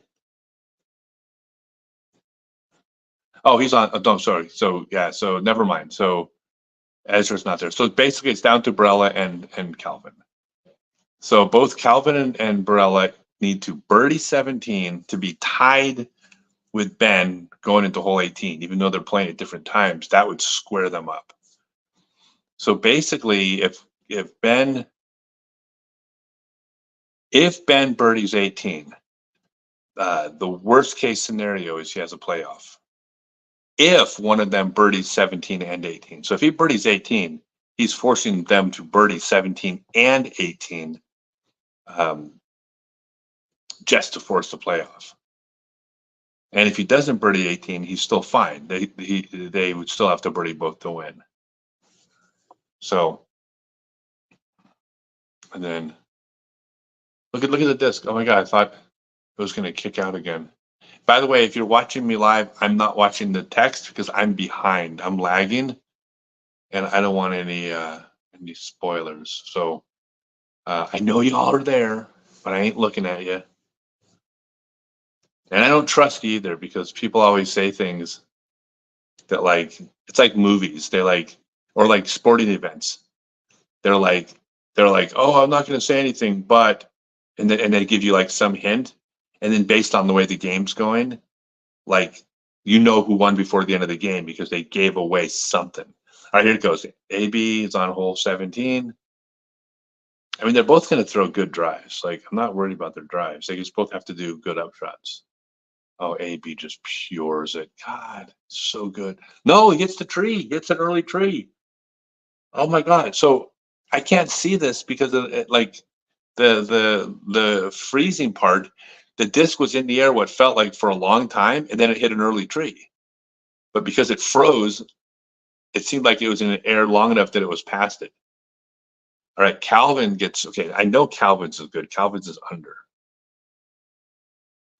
All right, so AB and Calvin both have shots to the hole. Ben Calloway's on 18. It's so unfair because if Ben didn't have that spit out on that hole, then Ben could like birdie for an outright win, or but probably par to win. It's so uncool.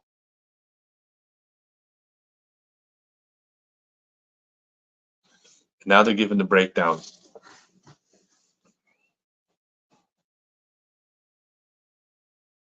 All right, they're on hole 18. Here it goes. So Ezra is not in contention to win, but he's in contention to. He's tied for second. Ezra is? Yeah. Wait, is he? Yeah.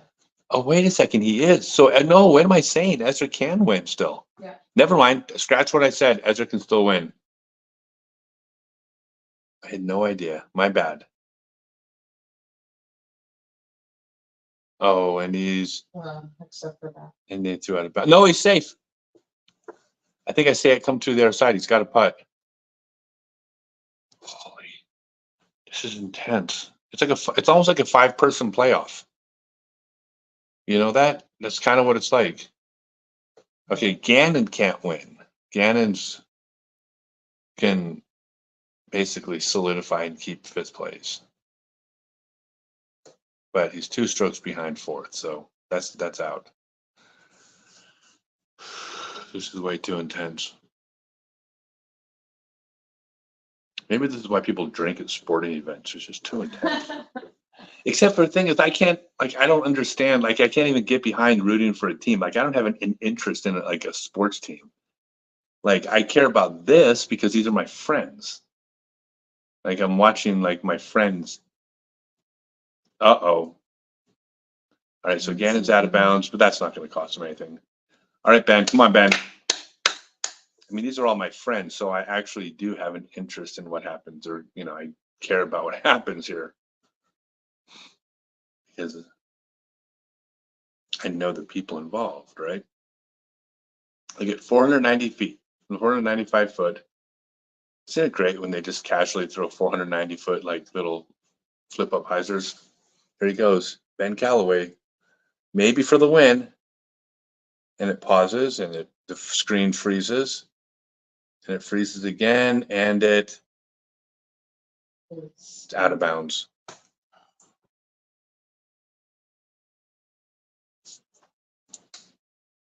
He's actually not out of it though. I mean he is not out of it, because if these guys don't birdie 17, then he still has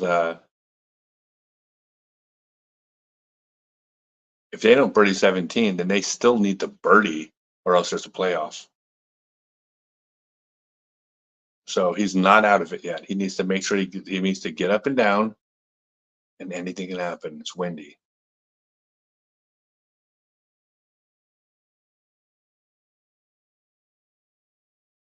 Look at that. And all it was just too low. Look at that line he had. The way it was hooking in. Like it was fading perfectly. Okay, here goes AB. And AB's got a really tricky shot. So the tough one's going to be Calvin. I mean, Calvin's in a great position to get a birdie on 17.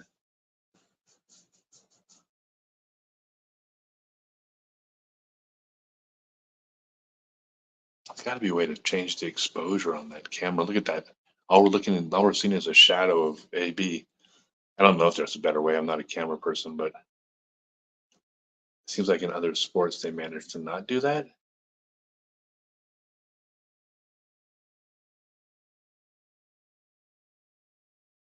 Oh my God, AB parks it. Holy crap. I cannot believe it. He threw a flex. He Anheusered a flex shot. Wow. These guys are so damn good. Look at that. How do you Anheuser a flex shot in this position and I can get it 20 feet from the hole from 350 feet? Unbelievable. Unbelievable. And Calvin's got like a mid. Like Calvin's just going to throw, like Calvin actually has a pretty routine shot to the hole. It's just like a wide open hyzer. He's going to get probably within the bullseye. Yeah, he's in the bullseye. Yeah, that was an easy call. Yeah, I mean, that's one of the ones, if you drive to where Calvin is, like, you better get up and down.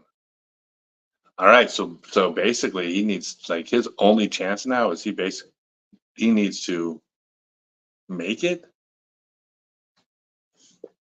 I think.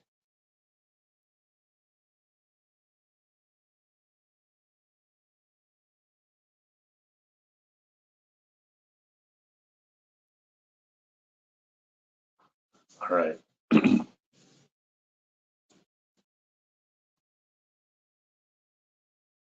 Let's see.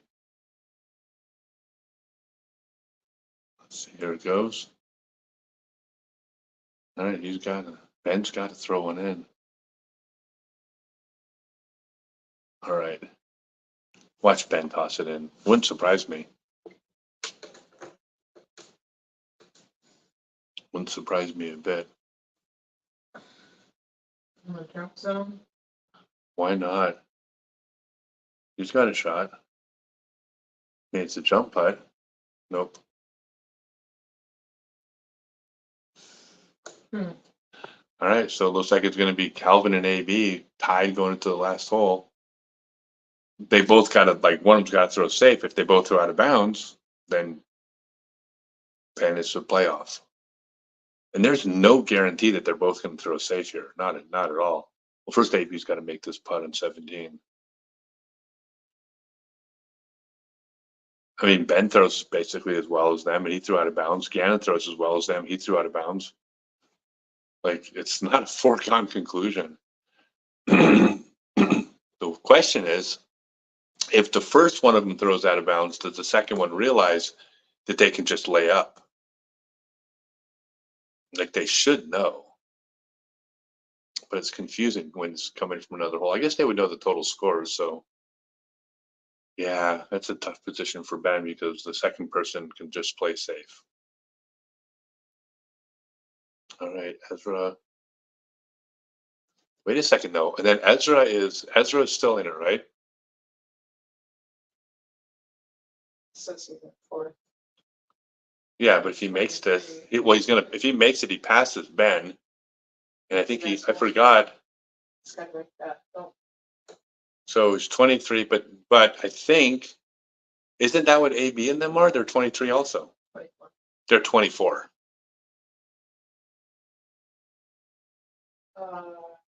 No.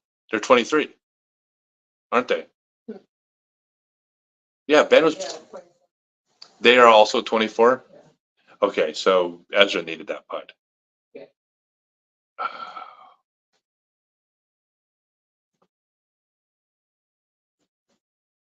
I mean,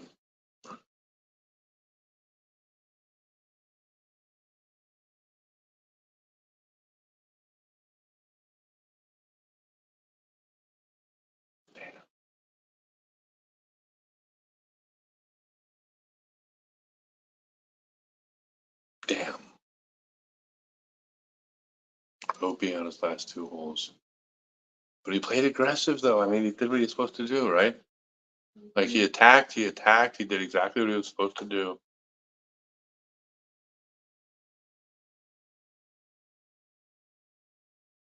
So now it's just, damn, Ezra needed to make that putt.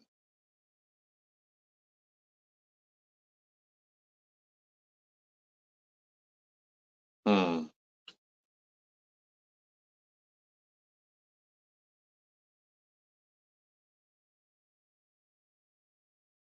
So it's still interesting though. I mean, we've still got a 2-person, still a tie with going into the last hole. Between A freaking B. The hell, AB's like 6 under for his last 5 holes. That's unbelievable. This is such a good finish hole. I mean, it's really, really good. 42% OB is how it played. This hole played 42% OB. Crazy. Yeah, I mean, the thing is that you could, I mean, if you're playing for par, it's a routine par. So if one of them throws out of bounds, if the first person throws out of bounds, then it should be over because the second person, like it's a big old landing area with a really short of like easy approach shot. So same thing as Holland and Evelyn earlier. Like if AB doesn't keep it in bounds, Calvin wins.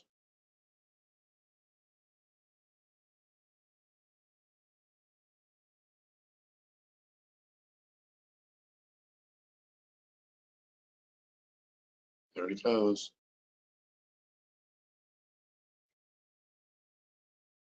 AB throwing a big spike hyzer. Makes me proud because that's a shot I threw. Probably not as high, but okay, AB's safe, but with a what looks like just outside the circle putt. So now Calvin just has to.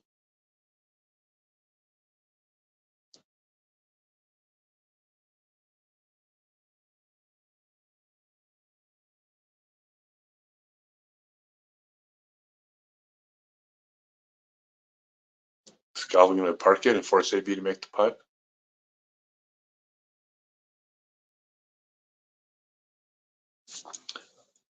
God, I wish this it's so hard when the screen's choppy. Here we go. Ready? Oh, Calvin. Out of bounds. AB just won. Oh. Well, there goes Calvin. So AB. Damn, AB just lays up now. I mean, he'll probably just throw it in just because there's not a lot of rollaway potential. It's not that steep.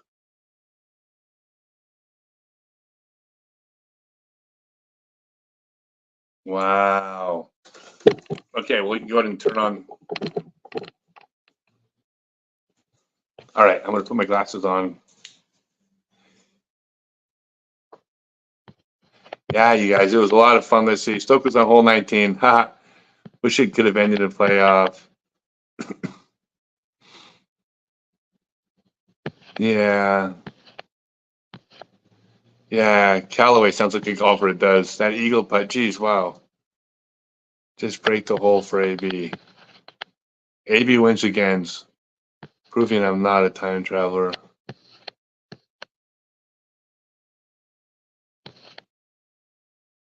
Looking forward to a playoff. Calvin Bogey's 18. AB just called Cal. Yeah, let's see. Great watch the finals. Yeah, you guys are great.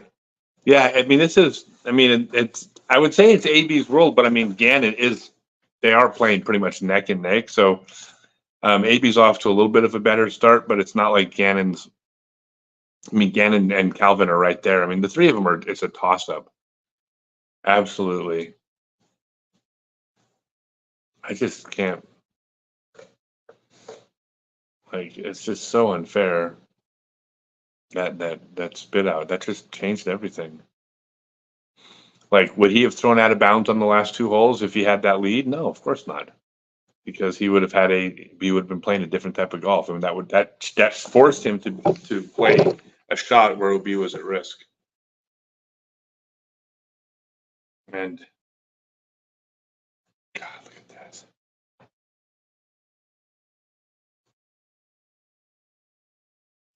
Yeah, and Calvin. Well, no, Calvin. Yeah, Calvin's got to make it from the drop zone.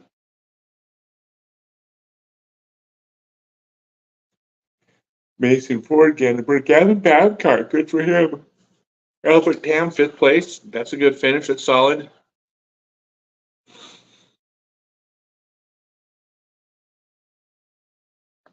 All right, so this is it. Calvin needs to make it.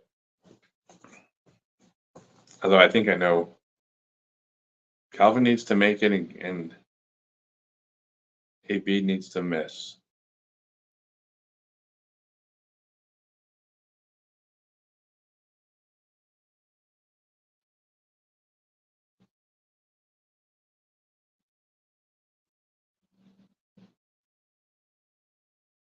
Wow.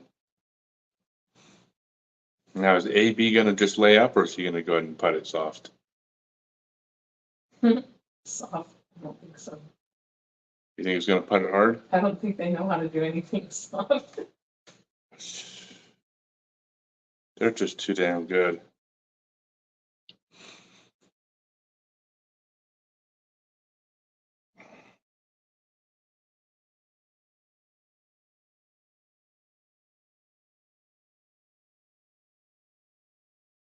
Jesus Christ. He's won 3 of his first 5. Yeah, this is insane. Just unbelievable. He shot 6 under for his last, or 7 under for his last 6 holes.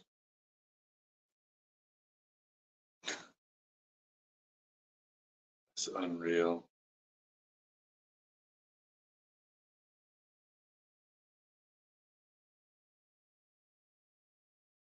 Is AB gonna lay up?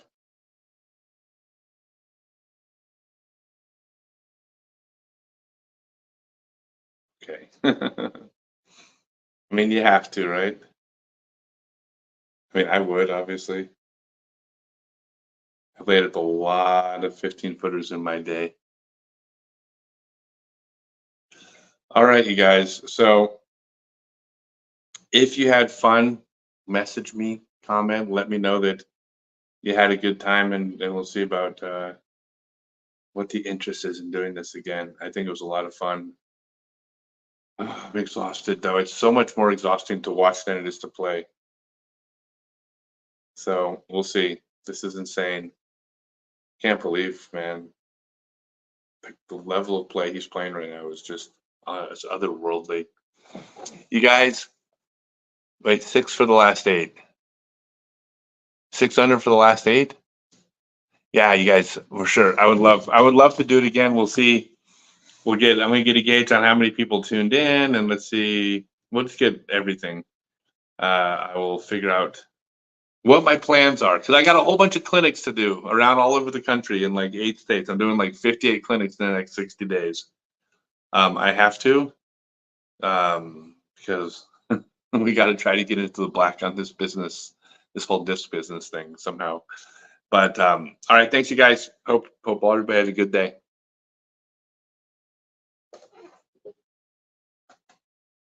I want to go to StokelyDiscs.com and buy stuff.